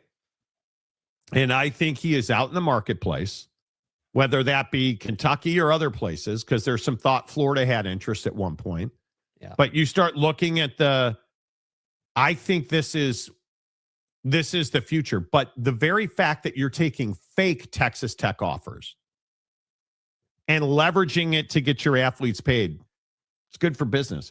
Who's got the biggest brand in the Big 12, in your opinion? I mean, I think we confuse this question of best team versus biggest brand. BYU is the biggest brand in the Big 12. I think Absolutely. that's just not. I don't feel like that's controversial. I don't even feel like that's hating on Tech or being a red ass or anything. I think that the whole impetus of getting BYU to the Big 12 was that they had the ESPN relationship and that they have the fans and that the Big 12 needed more viewership and that was the whole reason you brought those guys into the conference. So are they the best team right now? Well, clearly not, right? They haven't shown the ability to beat Tech yet, but they're one of two of the best teams in the Big 12. Yep. They're still really good.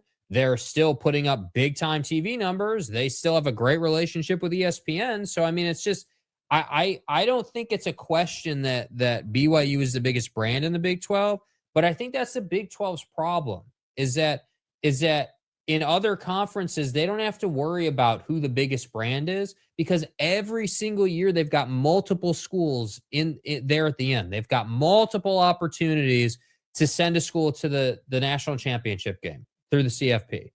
That's the problem. So I don't have to wonder, like the ACC is probably the best comp. Like Miami's the biggest brand in the ACC right now. I think we all agree on that. At one point it was Florida State. Before that, I think it was a bit of a toss-up. How far Clemson. has Florida State fallen? Yeah. I mean, you're just sitting there. I feel like Florida State's just sitting there waiting for the Norvell buyout to go down.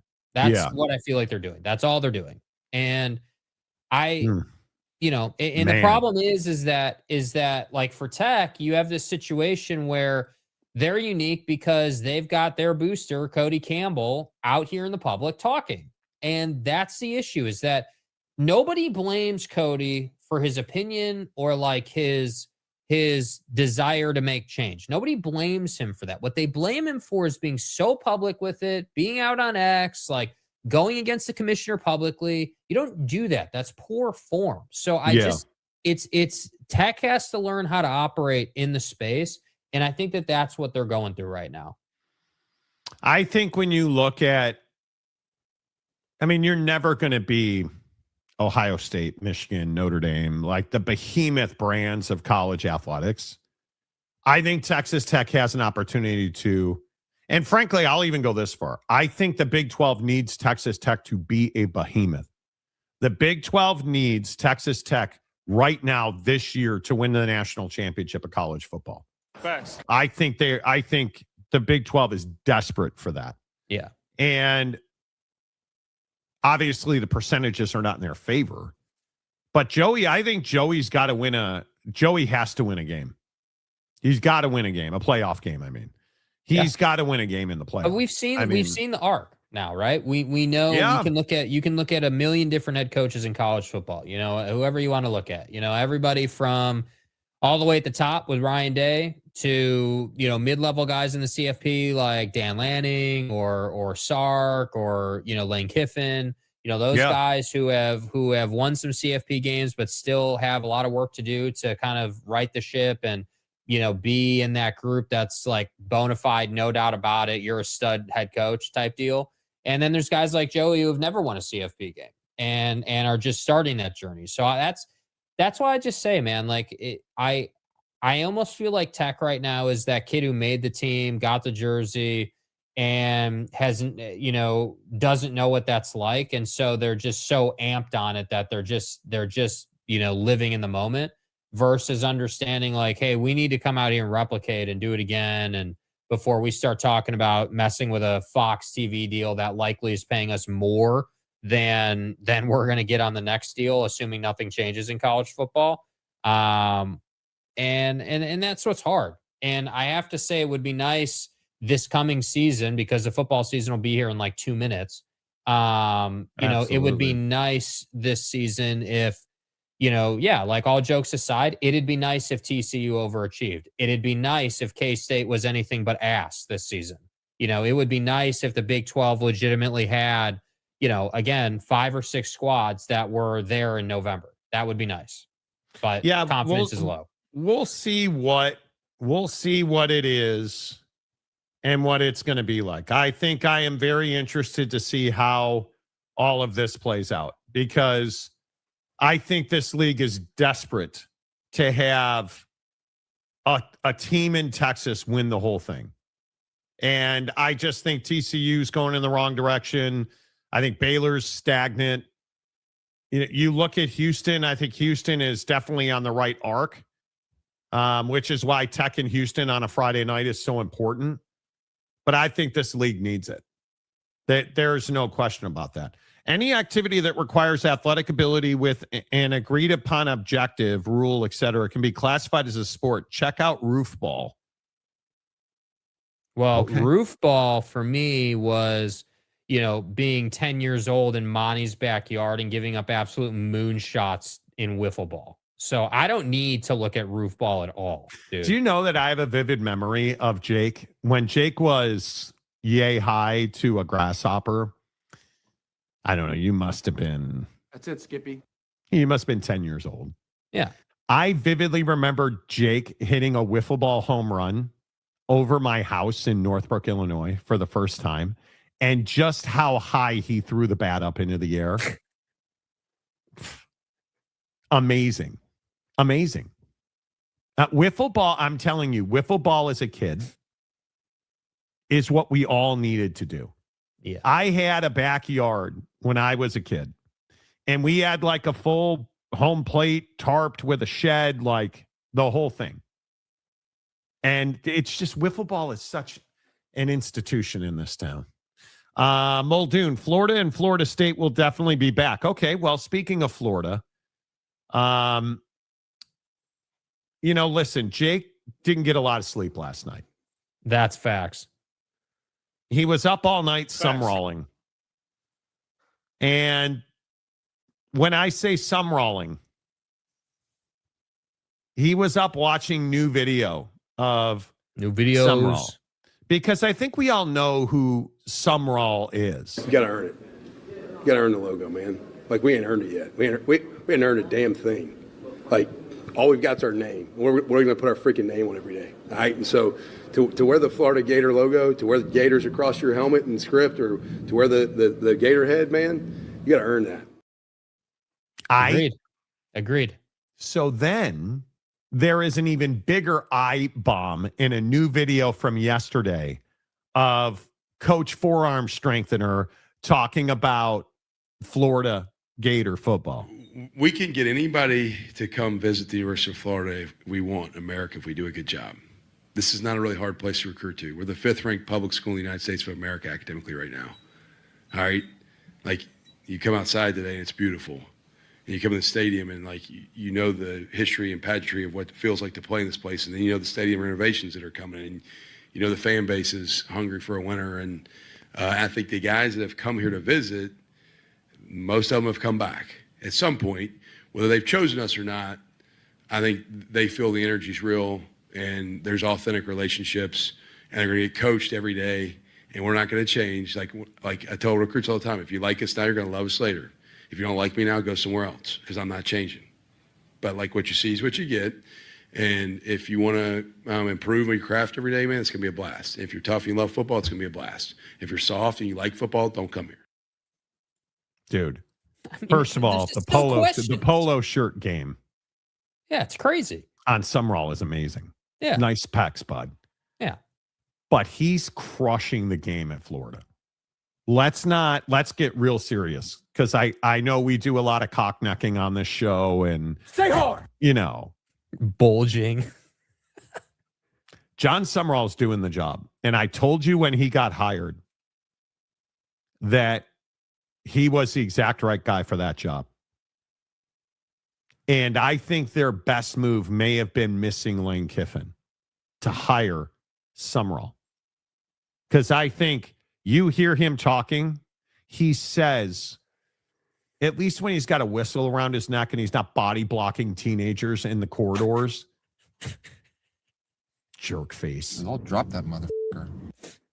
Like the body block Summerall, I'm not that guy, pal. Are you good? Good.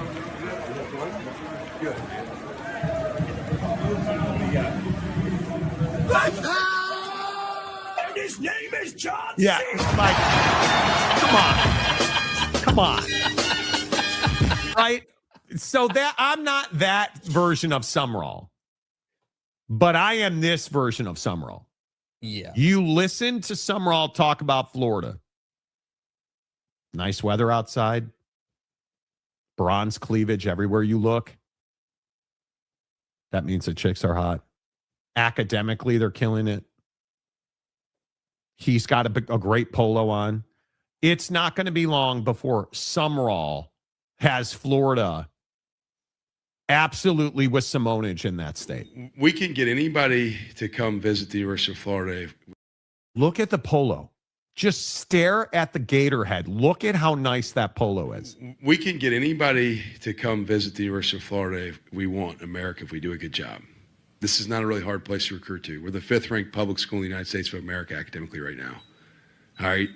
Like, you come outside today and it's beautiful. And you come to the stadium and, like, you know the history and pageantry of what it feels like to play in this place. And then you know the stadium renovations that are coming. And you know the fan base is hungry for a winner. And I think the guys that have come here to visit, most of them have come back. At some point, whether they've chosen us or not, I think they feel the energy's real and there's authentic relationships, and they're going to get coached every day, and we're not going to change. Like I tell recruits all the time, if you like us now, you're going to love us later. If you don't like me now, go somewhere else, because I'm not changing. But like what you see is what you get. And if you want to improve on your craft every day, man, it's going to be a blast. If you're tough and you love football, it's going to be a blast. If you're soft and you like football, don't come here. If you're soft and you like football, don't come here. Yeah, it's A1, dude. Like, I think that the message that he's saying without saying is, if you want to be coached and you want to live and breathe football, come here, dude. Like, we want to work with you. We want to develop guys and build a squad, dude. And that's I prefer that line of messaging over the, hey, we don't want to just have kids here want to make money narrative. I would prefer Hundo P.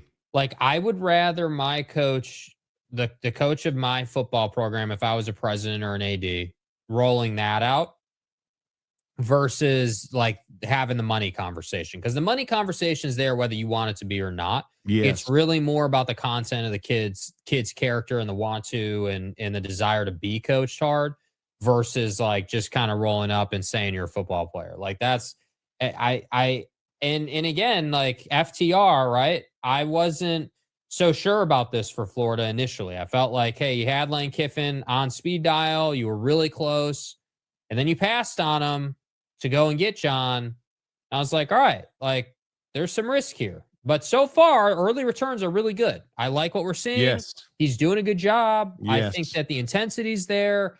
You know, it is the SEC. So, I mean, I should we expect 8 wins right out the gate? I haven't looked at their schedule yet, but just knowing it's the SEC, it's going to be tough sledding, right? Like, so I don't know. I think it's a really, really interesting conversation. And again, just to get out in front of it, dude, if John were somehow able to get into the CFP this coming season, that would be ridiculous. Like I don't know how he would get that done, but if he does that, that would totally redefine the coaching carousel and what we expect out of younger head coaches. I think there's a chance that they compete not this year, but next year, because the SEC, their schedule is FAU, Campbell, Auburn, 3-0. Yeah. They're better than Auburn. Ole Miss at the Swamp. It's 4-0.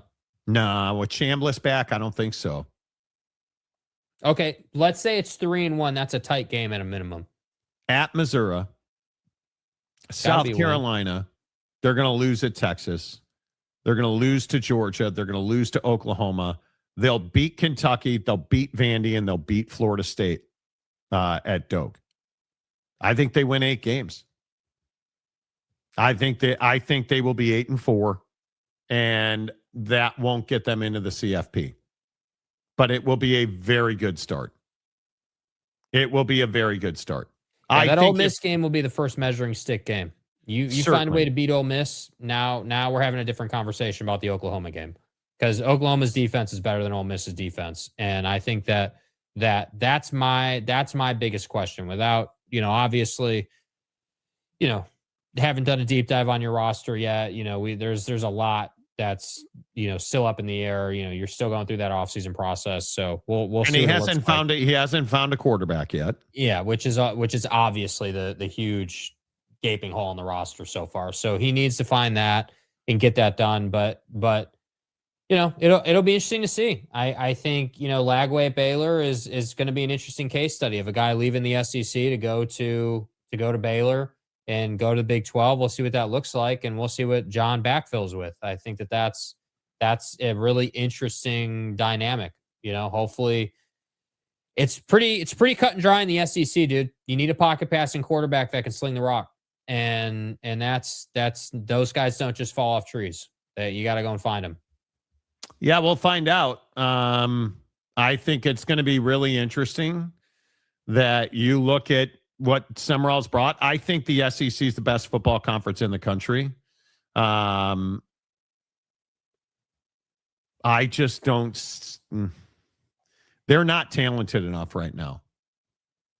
So I think when you look at Ole Miss, Oklahoma, Georgia, that's a really tough schedule for a new team. Mm-hmm. Really tough. We need to win the CFP, and we need BYU to beat Notre Dame. Shut up.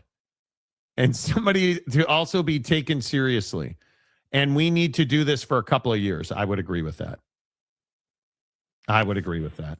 Al Bundy, all Tech needed to finally win the Big 12 was for Texas, OU, Aggie, Miz, and Nebraska to leave the Big 12. Exactly right. That's what I'm saying, dude. Like it's just crazy. Direction. Yeah, I mean, it's insane that Tech wins it 1 year and now everything runs through Lubbock. I don't know, man.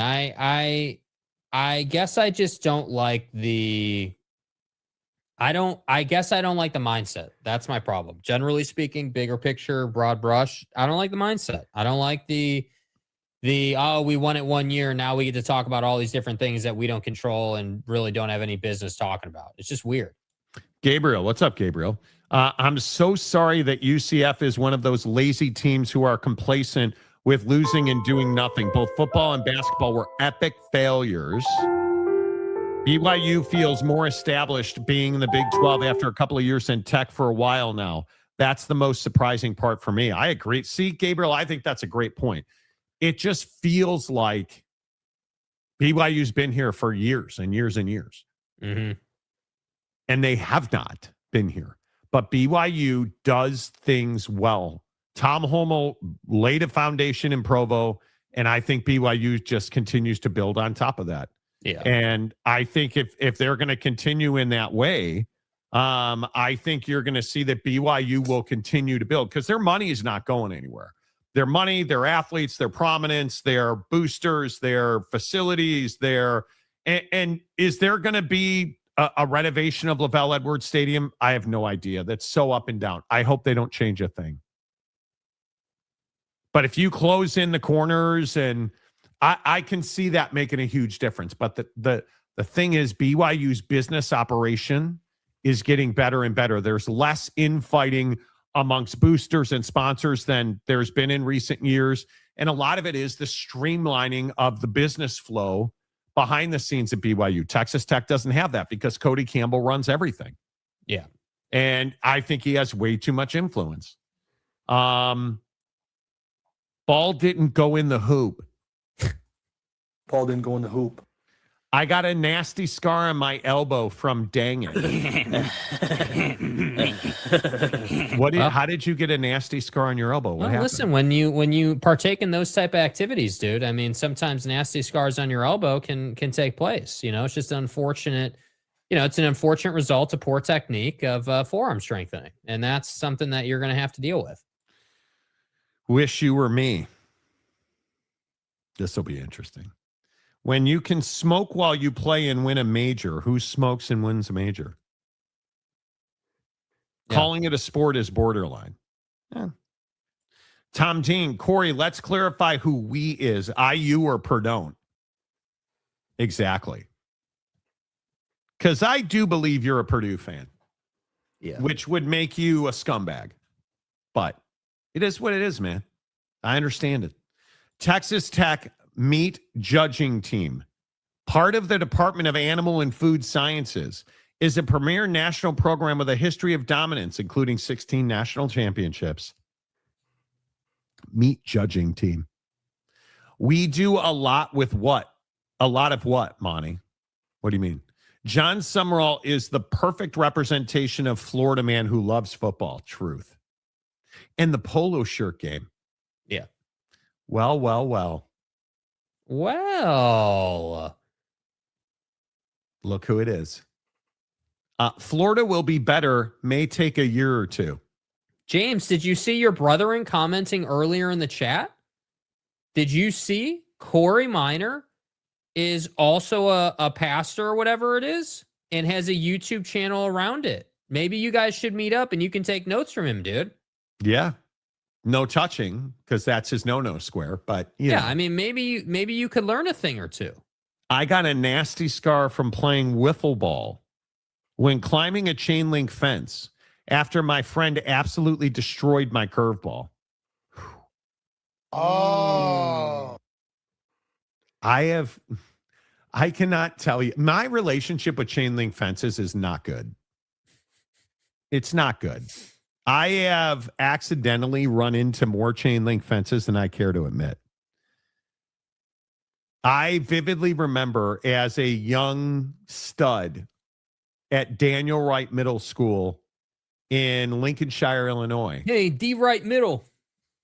Running into the fence in center field when I actually used to be swift of foot to play center field, and tearing the side of my baseball pant pretty much down the entire leg. Got caught on the fence. You know, Mont out in center field slanging that meat. Right. Alex says, even if John Sumrall is the head coach, okay, I won't believe in all this Florida Gators are going to be good this year hype until I see something from them. Well, yeah, I think that's true. I've never seen James and Corey Minor in the chat room at the same time just saying this is true. This is very true. Speaking of quarterbacks being destroyed by James, should I be worried about this? Yes, you should. This is exactly what you don't need to be seeing, dude. I'm a little concerned. I think Caleb Williams is going to be fine. He will be fine.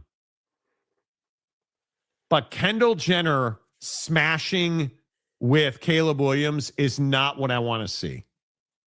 Dilly. It's just not what I want to see.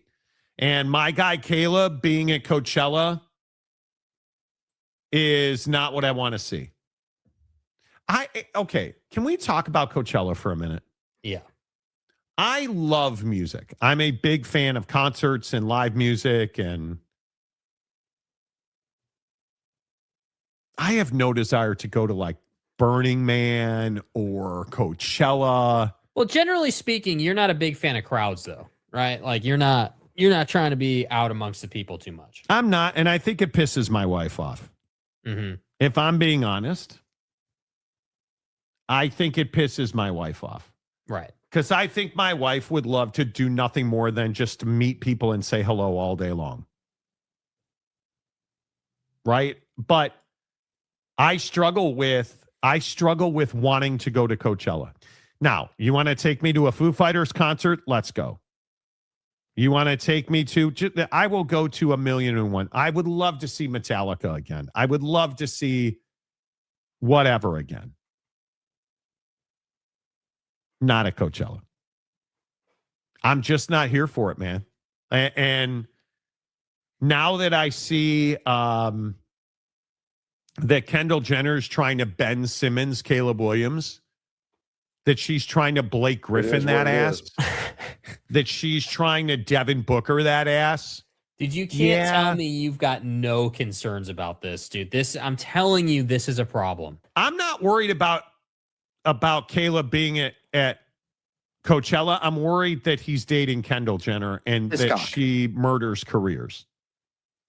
I am serious that I believe Kendall Jenner's. I personally believe Kendall Jenner's taco just ends all men's careers, no matter what their chosen field is. And if I go to hell for that, okay. But my guess is that if you put your seed in her garden, if you put your seed in her garden, Valhalla is where you will remain. It's a bad choice, dude. It's Kardashian or Jenner? Are you a Kardashian? Oh, Jenner, or Jenner for sure. Jenner for sure is better than Kardashian, but both are toxic as hell. Do you believe in the Jenner curse? Yes. You do? Oh, for sure. Because here's the deal, dude.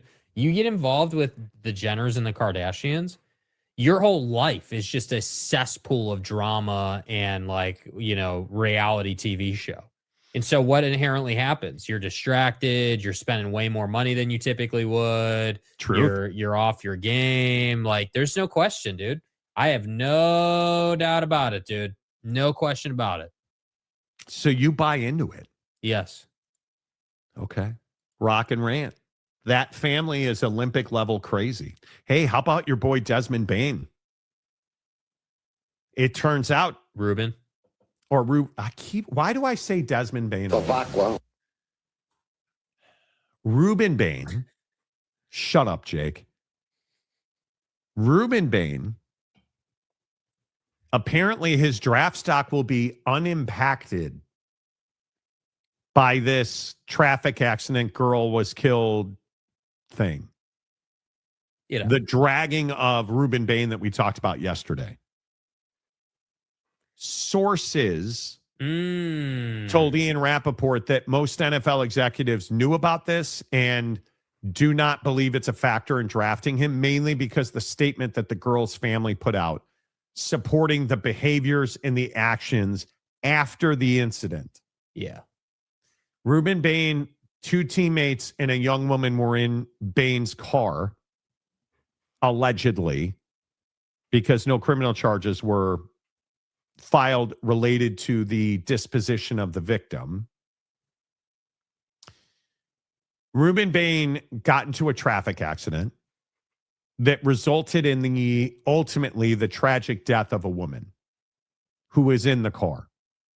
He apparently handled himself with class, dignity, grace, showed concern for the girl, kept in touch, and the family of the deceased essentially wrote a letter in a public statement supporting Reuben Bain and who he is and the circumstances around the accident. And this apparently really had sway with NFL people. Yeah, I mean, that's great to hear, man. I'm glad that he's not going to be impacted. That's how it should be. Yeah. Totally agree. Yes, name one athlete that has left a Jenner situation better than when they started it. Not ideal, dude. Devin Booker's doing all right. Book had a pretty good year this year. My guy. I mean, he's no Laurie McCarkinen. Laurie McCackinen? But he'll do. Right. Macaque. Laurie Markkinen or Devin Booker? No, Devin Booker. Not even a conversation. Joey, Jake with no vest equals thin svelte Jake. Does the vest make you look fat, Jake? Well, it is a puffer vest. I mean,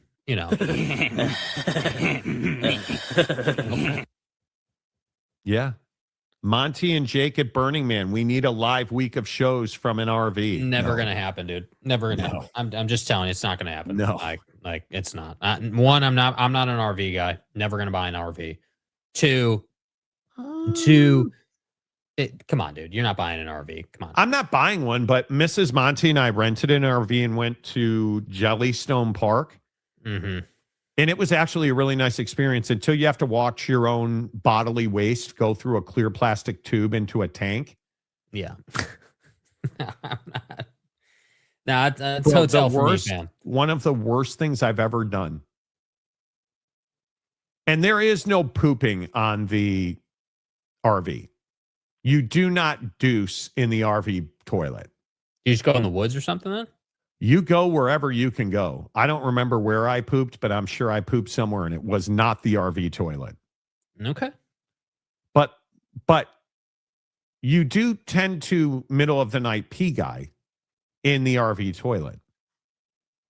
And can I just tell you the humble, awful nature of watching your own bodily fluids go down a tube into a tank when you're dumping your RV waste? Oh, wait, I thought you couldn't take a dump on an RV. Whoever you don't, but you pee and it goes in, you watch it. Whoever thought that it's a good idea to have a clear plastic tube as the dumping tube off of your RV, you're a bad person. Yeah, my business that I started is draining the waste from RVs, but I thought it would be a really good idea to use clear tubes so people can see the damage they do. Human lemonade is not supposed to be viewed going off the RV. That's an issue. No, never again. The Jenners are leeches. Okay. Joey, as Jake gets ripped and drops the weight, the Jenners will be hunting him down. Okay. Never been to Burning Man. I don't want to see anything I can't unsee, bro. Burning Man, and I hate Coachella.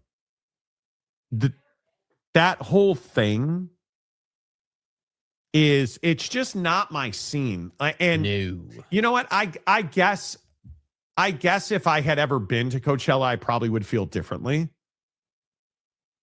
It's just nothing has ever said to me, man, I need to go to Coachella this year. Maybe when I'm like 65 and I'm a hippie who smokes weed and just smashes all day long. Because that's different than now. That's what Coachella feels like. Well, I've never smoked weed in my entire life, not even once. Oh. And I'm being serious. But it feels like Coachella is where you go to party, smoke weed, drink a lot, and listen to great music. That's about right. That's just, maybe I'm just get off my lawn, guy. That's not my thing. It's a young man's thing. It's a young man's thing. And again, it's a young man's thing, dude. I listen, my time will be spent. Listen, my time is spent in one of three areas. Okay.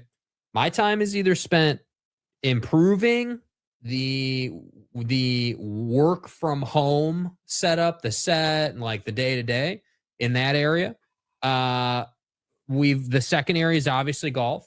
And then the third area would be just any type of trip that probably also includes golf. I mean, that's basically the three areas. I would agree. agree. That's where it's at. So, I mean, it's just streamlining for whatever reason. For me, there's like just loads of enjoyment in streamlining the work from home flow. Yeah.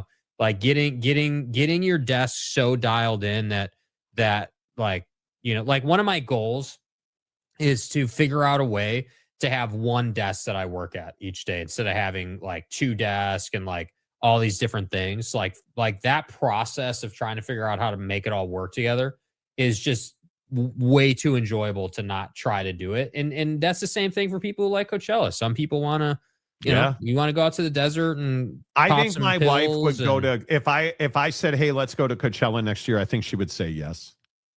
Yeah. I think she would have a great time there. But it's one of those things where I would just probably wind up going kicking and screaming. Yeah. It's just not my thing. I'm probably a poor sport about it. That family is Olympic level crazy. The Jenners. Yeah. Yeah. Gabriel, I would rather attend an Imagine Dragon concert than attend Coachella. Yeah. Imagine Dragons would be cool. Yeah. I just think it's difficult right now too. Like, if you're not like that young 18 to 23-year-old who doesn't really have any obligations in life and you're just waking up each day and living for a minute, like it's just not a great time to be doing things that you're just burning time that are pointless, like legitimately I can say like, we make content on golf. Golf is therapeutic, whether I'm hitting it good or not. It's still fun to be out there. Like, like there's a lot of reasons that golf kind of works in our flow, but like, I don't have a lot of like financial want to, or just want to generally to go and like, just be in that situation. I mean, I don't even like, you're talking about a dude and myself that I don't even like feeling like crap if I eat something bad, let alone being like way out of my routine and stuff, which, maybe that's just, to your point, like get off my lawn material. But that's when I hear things like Coachella or anything that's super loud, like, just I don't even care about how loud it. I feel bad that I am not the social butterfly that my wife wants to be. Well, that's that. I wish that I liked going to big parties. I would like, we have a theater across the street that, it has comedy shows, and she's like, oh, we should go to that. I'm like, oh, on a weekend maybe, but how much are the tickets for that? I'd rather go. Like, I would so much rather, dude, for like the next time I live in a Major League Baseball market, I'll be at a lot more games. Like I haven't been to a big league game since Wrigley, and I really miss that. Even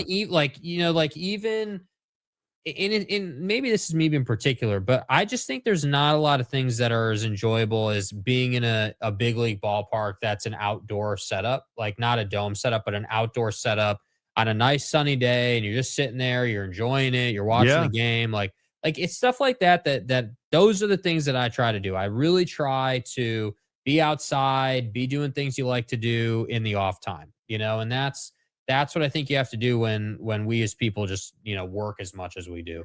And, it also doesn't help that like, this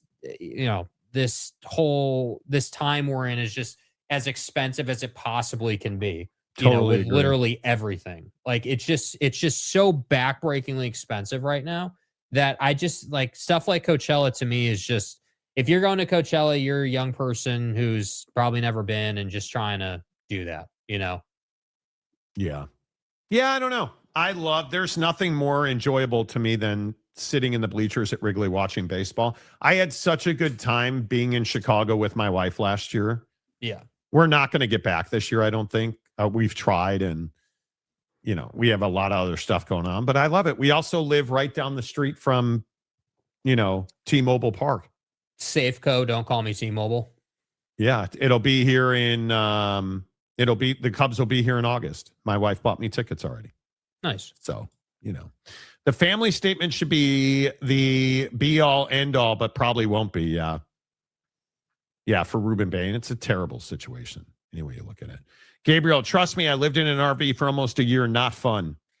Yeah, I think RV trips are fun.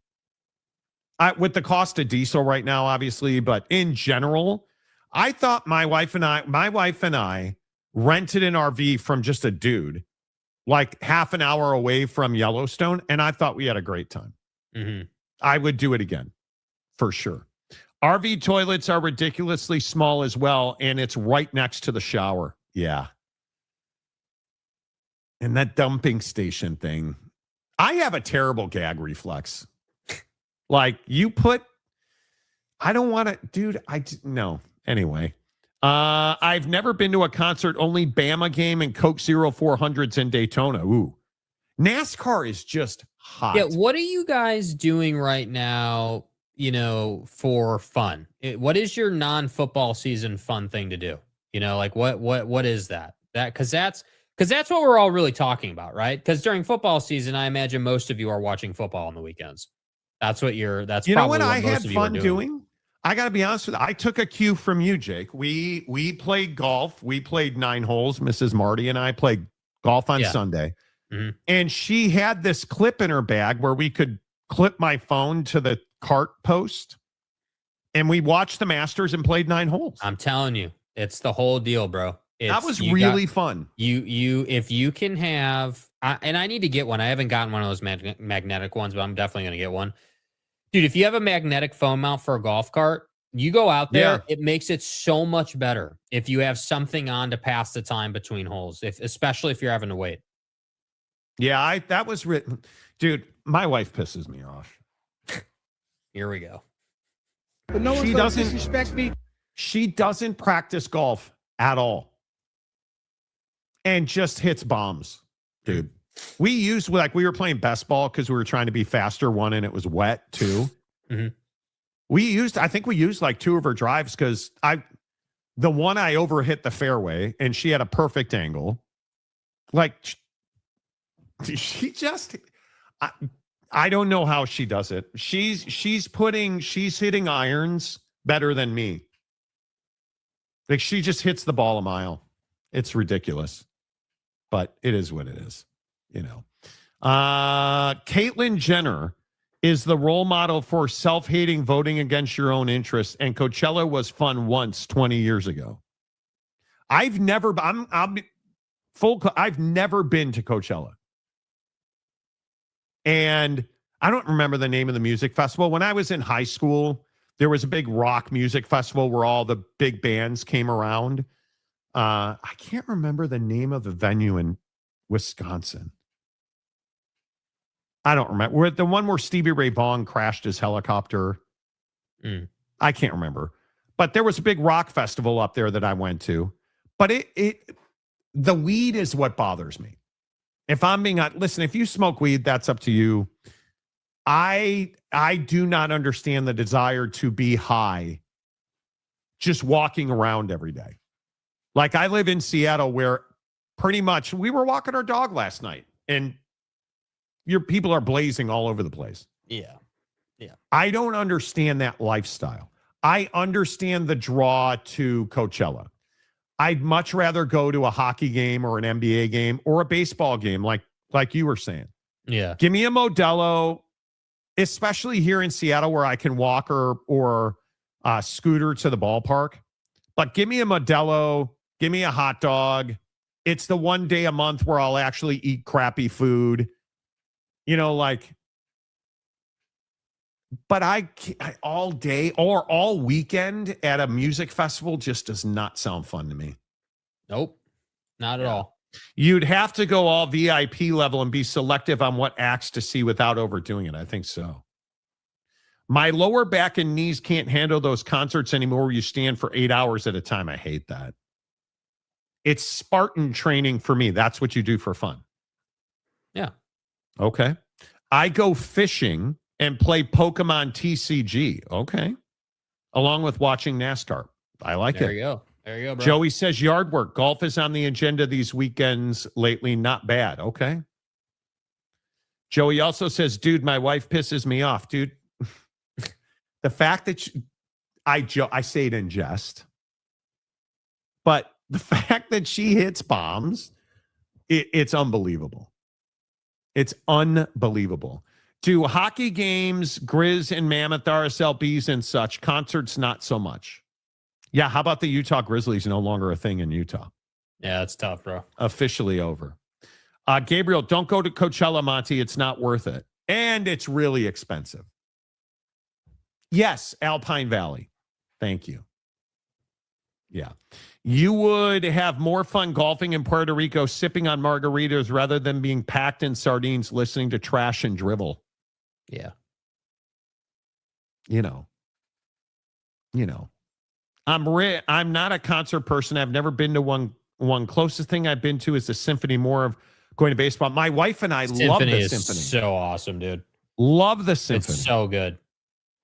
And again, I live in, it needs to warm up because when Seattle is warm, dude, walking to the symphony, amazing. We walked to dinner the other night and it was amazing. My wife ordered gnocchi with filet from Carmine's on 5th here in Seattle. Pay Dude, that man his money. Oh my God. The gnocchi filet was, I get the same thing every time. Rigatoni bolognese. Yeah. My wife is way more adventurous than me. She got the gnocchi with filet and it was like sliced filet. Mm-hmm. Dude. It was incredible. It was absolutely incredible. For the final time, screw Coachella. Screw all the spoiled brats that don't have to worry about gas prices, and shame on the organizers for trying to collect a quick buck. That feels deeply personal. Was it the first game and was it the last game for the Grizz? Kind of heartbreaking, hoping we get something MAV to replace it. Hopefully PWHL or AHL. Yeah. Brandon, did you go to the new Bees ballpark yet? Yep, out in Daybreak. Yes. Can we talk a little bit more about Diana Rossini? Should Diana Rossini be fired? Listen to this clip of Mike Florio talking about Diana Rossini, and he says what nobody else wants to say. What was the quid pro quo? And was there one between Rossini and Vrabel? That's how it usually happens. The reporters use their platform to do favors for their sources. This is a different manifestation of the same behavior. At the end of the day, you're compromising your integrity and you're undermining your own credibility in order to protect the free flow of information. Now, where's the line? I don't know.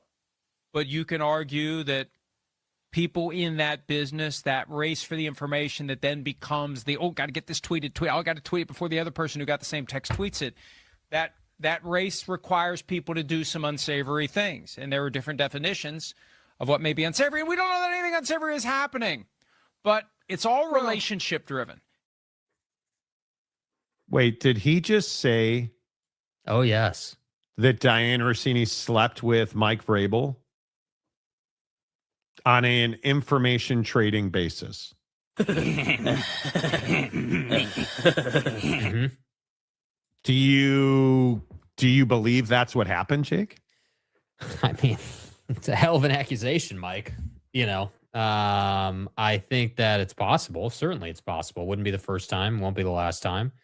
I certainly, yeah, I mean, I just frankly don't doubt that happens. I think that's, I'm not saying everyone does that. I just think in life, what do we know? We know that there are levels to the game, and some people are willing to stoop further than others. And I think Diana has, I'm not going to sit here and say that she's built her whole career on that. I don't believe that for a second. I think she's, a hell of a talent, very good at what she does, very talented. But at the same time, I think it's probably more of a situation where she actually really likes Mike Vrabel, that she actually enjoys his company and they get along really well. And I think it's more of a genuine thing more than hey, give me sourced information or insider information on X, Y, and Z, and I'll do X, Y, and Z in return.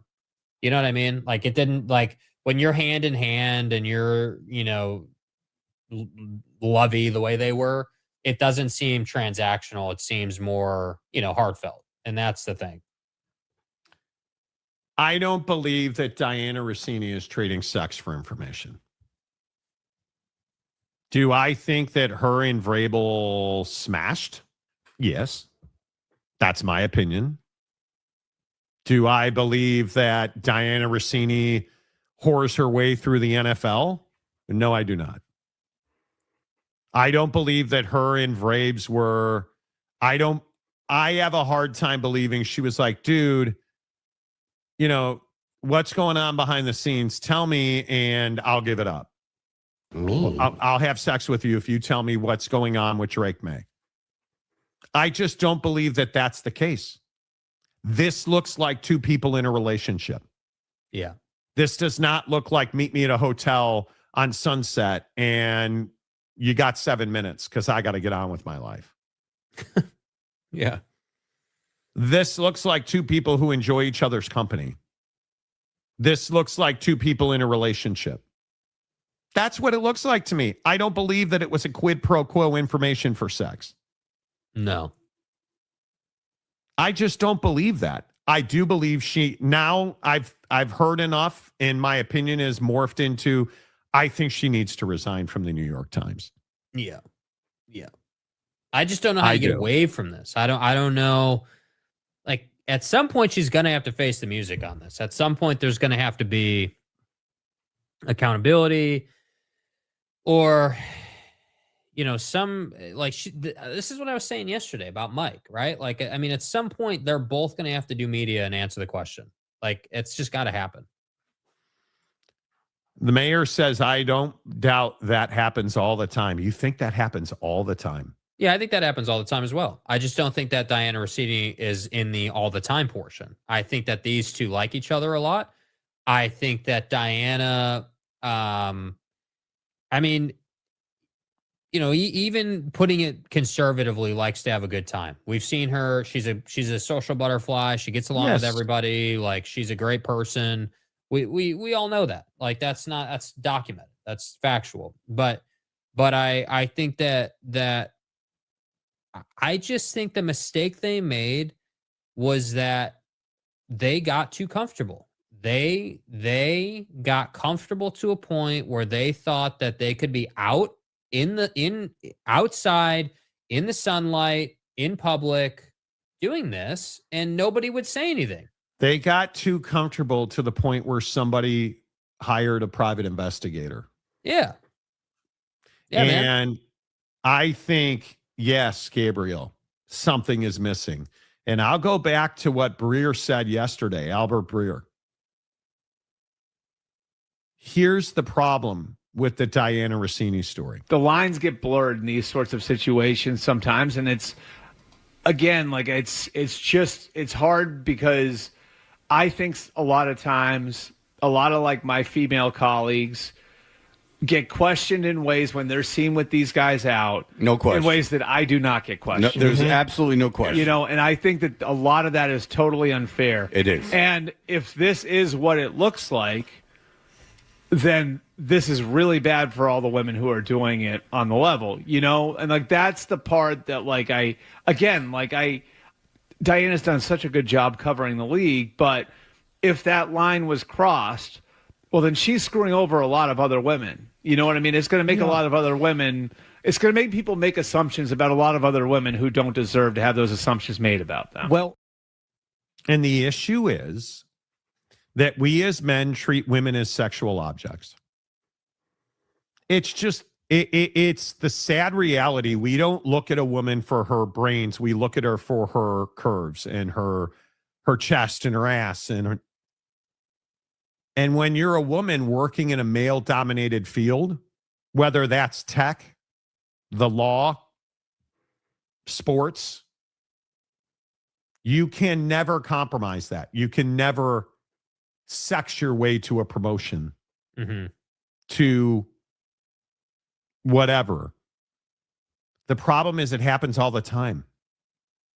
And the problem is for somebody like Diana Rossini, it appears, because I don't believe, I want to make this really clear, I do not believe that Diana Rossini and Mike Vrabel had sex so that Mike Vrabel would give her information. I don't believe that happened. I agree with that completely. Again, you look at these pictures, this doesn't look like a woman who was leveraged into sex for information. No, it looks like they like each other a lot or love each other or whatever the word is. And they, are look at the chilling. smile on her face in this picture. Yeah, they're chilling. They're having a good time. It looks to me, if we are to believe, and again, I don't know what happened because I look at these pictures on this rooftop, I believe they had sex. They're very intimate photos. Look at the way their hands are interlocked. And the problem is this damages the credibility of women in every industry, not just sports media, in every industry. Yes. And did Diana Rossini have to think about that? No, she should have. But the issue is no male will ever be in this situation. And the real issue is we learned nothing from the Harvey Weinsteins, our current fearless leader, and all of the money that he owes to women who have sued him. We've learned nothing out of that. How many times will a man fall at the feet of a woman? And will we joke about Bill Clinton getting his cigar smoked in the Oval Office? But that's the interesting part about this whole conversation with Rossini. I don't think Mike's fallen. I don't think that Mike Well, he's not allowed to do media right now. Well, allowed? Allowed. There is a belief out there that the NFL and the Patriots have limited his media running up to the draft. I don't know that I buy that. I think that he doesn't want to do media because he doesn't want to talk about it. That's what I think. I think which that Mike, is smart. Yeah, I believe that Mike Vrabel would have laughed it off in the media, and I think that would have been an incredibly bad look. Because I think this story is very damaging. We as men will laugh it off and be like, "Oh, well, I'd hit that." Well, that's great, but careers are being ruined, right? Yeah. Have they been linked together in the past, or is this the first time? Oh, they've been linked together in the past. She covered the Titans early in her career. She was a Titans beat reporter early in her career. Yeah. I just, it's not great. I don't get how people are amazed that women like men or sex. Well, I don't think it's a thing that women like men or sex. I mean, why would we assume women don't like men or sex? I think the big problem would be if she is a married woman being a question of integrity, and he's a married man. Well, and I like how we spin this thing. I like how we spin this thing. Well, they're both married. What's the problem? Well, because they're both married. They're being unfaithful. Yeah. And who knows? Who knows? Listen, again, I don't think that people grasp the idea. What's the right way to say it? Right? You have a responsibility with being famous and prominent, not to be a scumbag. And in our society, cheating on your spouse, especially when you have young kids, makes you a scumbag. And then when you're a woman and you're held to 2, 3, 4 times the standard that a man in your same position is held to the point where allegedly you're being followed by a private investigator. It just sucks, dude. It's not ideal. The whole thing sucks, in my opinion. Couldn't agree more. Yeah, I think that the integrity portion of the conversation is layered. I mean, the breach of integrity starts just with the idea that, you know, you would ever be in a pool with bro. One. And I said that day that I had a problem with that. I think that from a professional standards standpoint, you don't do that. One. Two, I also said the day the story came out that I wouldn't have an issue with her as a reporter meeting Mike or anybody else that she's covering or looking to get information from at a bar or like in a more casual space in public. I don't have a problem with that. I mean, that's what you do, right? I mean, it's not like we're doing, illegal activity or something in back alleys. Like you just meet people and you talk to them. Like that's part of the industry. Yeah. But it just goes further though when again, it's the level of comfort here. It's the level of how easy it seems. Yeah, just how easy and the casual nature and like it doesn't, I guess the best way to say it is it just doesn't seem like this is a professional relationship. That's the problem. It seems like this is a personal, casual, enjoyment relationship, which again, it's a problem because of who they are and their life setup. It's like, I don't have an issue with her and Mike, getting busy. The issue is that you're married and that he's an NFL head coach and you're an NFL reporter. That's the problem, dude. That's the issue. So I just think it doesn't make, like, I think people took this story too far when they want to call them horrible people and awful individual. Like I'm not really at that point with it. It's just business at this point. You guys made bad decisions. You're not bad. Dianna Russini's not a bad person. Mike Vrabel's not a bad person. Yeah, they made bad choices, right? I mean, you breached your professional ethics. That's very clear what happened on both. Everybody, again, wants to vilify Dianna Russini because she's a woman, so it's her fault automatically. It's not. It's their Mike Vrabel has an ethical obligation on multiple levels here. But I think Dianna has to resign, unfortunately. Maybe Vrabel has that Kirilenko hall pass. God, you guys remember that? Andre Kirilenko. His wife would let him step outside of their marriage, like once a year or whatever it was. Wild. You're right, Monty. It sets women back once again. I've seen it firsthand how unfair and hard working women in the workforce are treated. Very true. Yeah. Very, very true. All right. The Monty Show, as always, presented by the Advocates at theadvocates.com. Appreciate all of you being here. To all of our new viewers, we have a lot of them right now. I appreciate you being here as well. Back tomorrow. Don't forget, we're off this Friday. Be on a little mini vacation. Next week is the week of the NFL draft. Ty Simpson's better than Fernando Mendoza. We'll find some drama to talk about tomorrow, I'm sure. The Monty Show is always presented by the Advocates at theadvocates.com. The best injury attorneys in the business. Call them first. 24/7, 365. And you never reach into your pocket to pay the Advocates. So you have nothing to lose at theadvocates.com. Until tomorrow, say goodbye, Jake. Goodbye, Jake.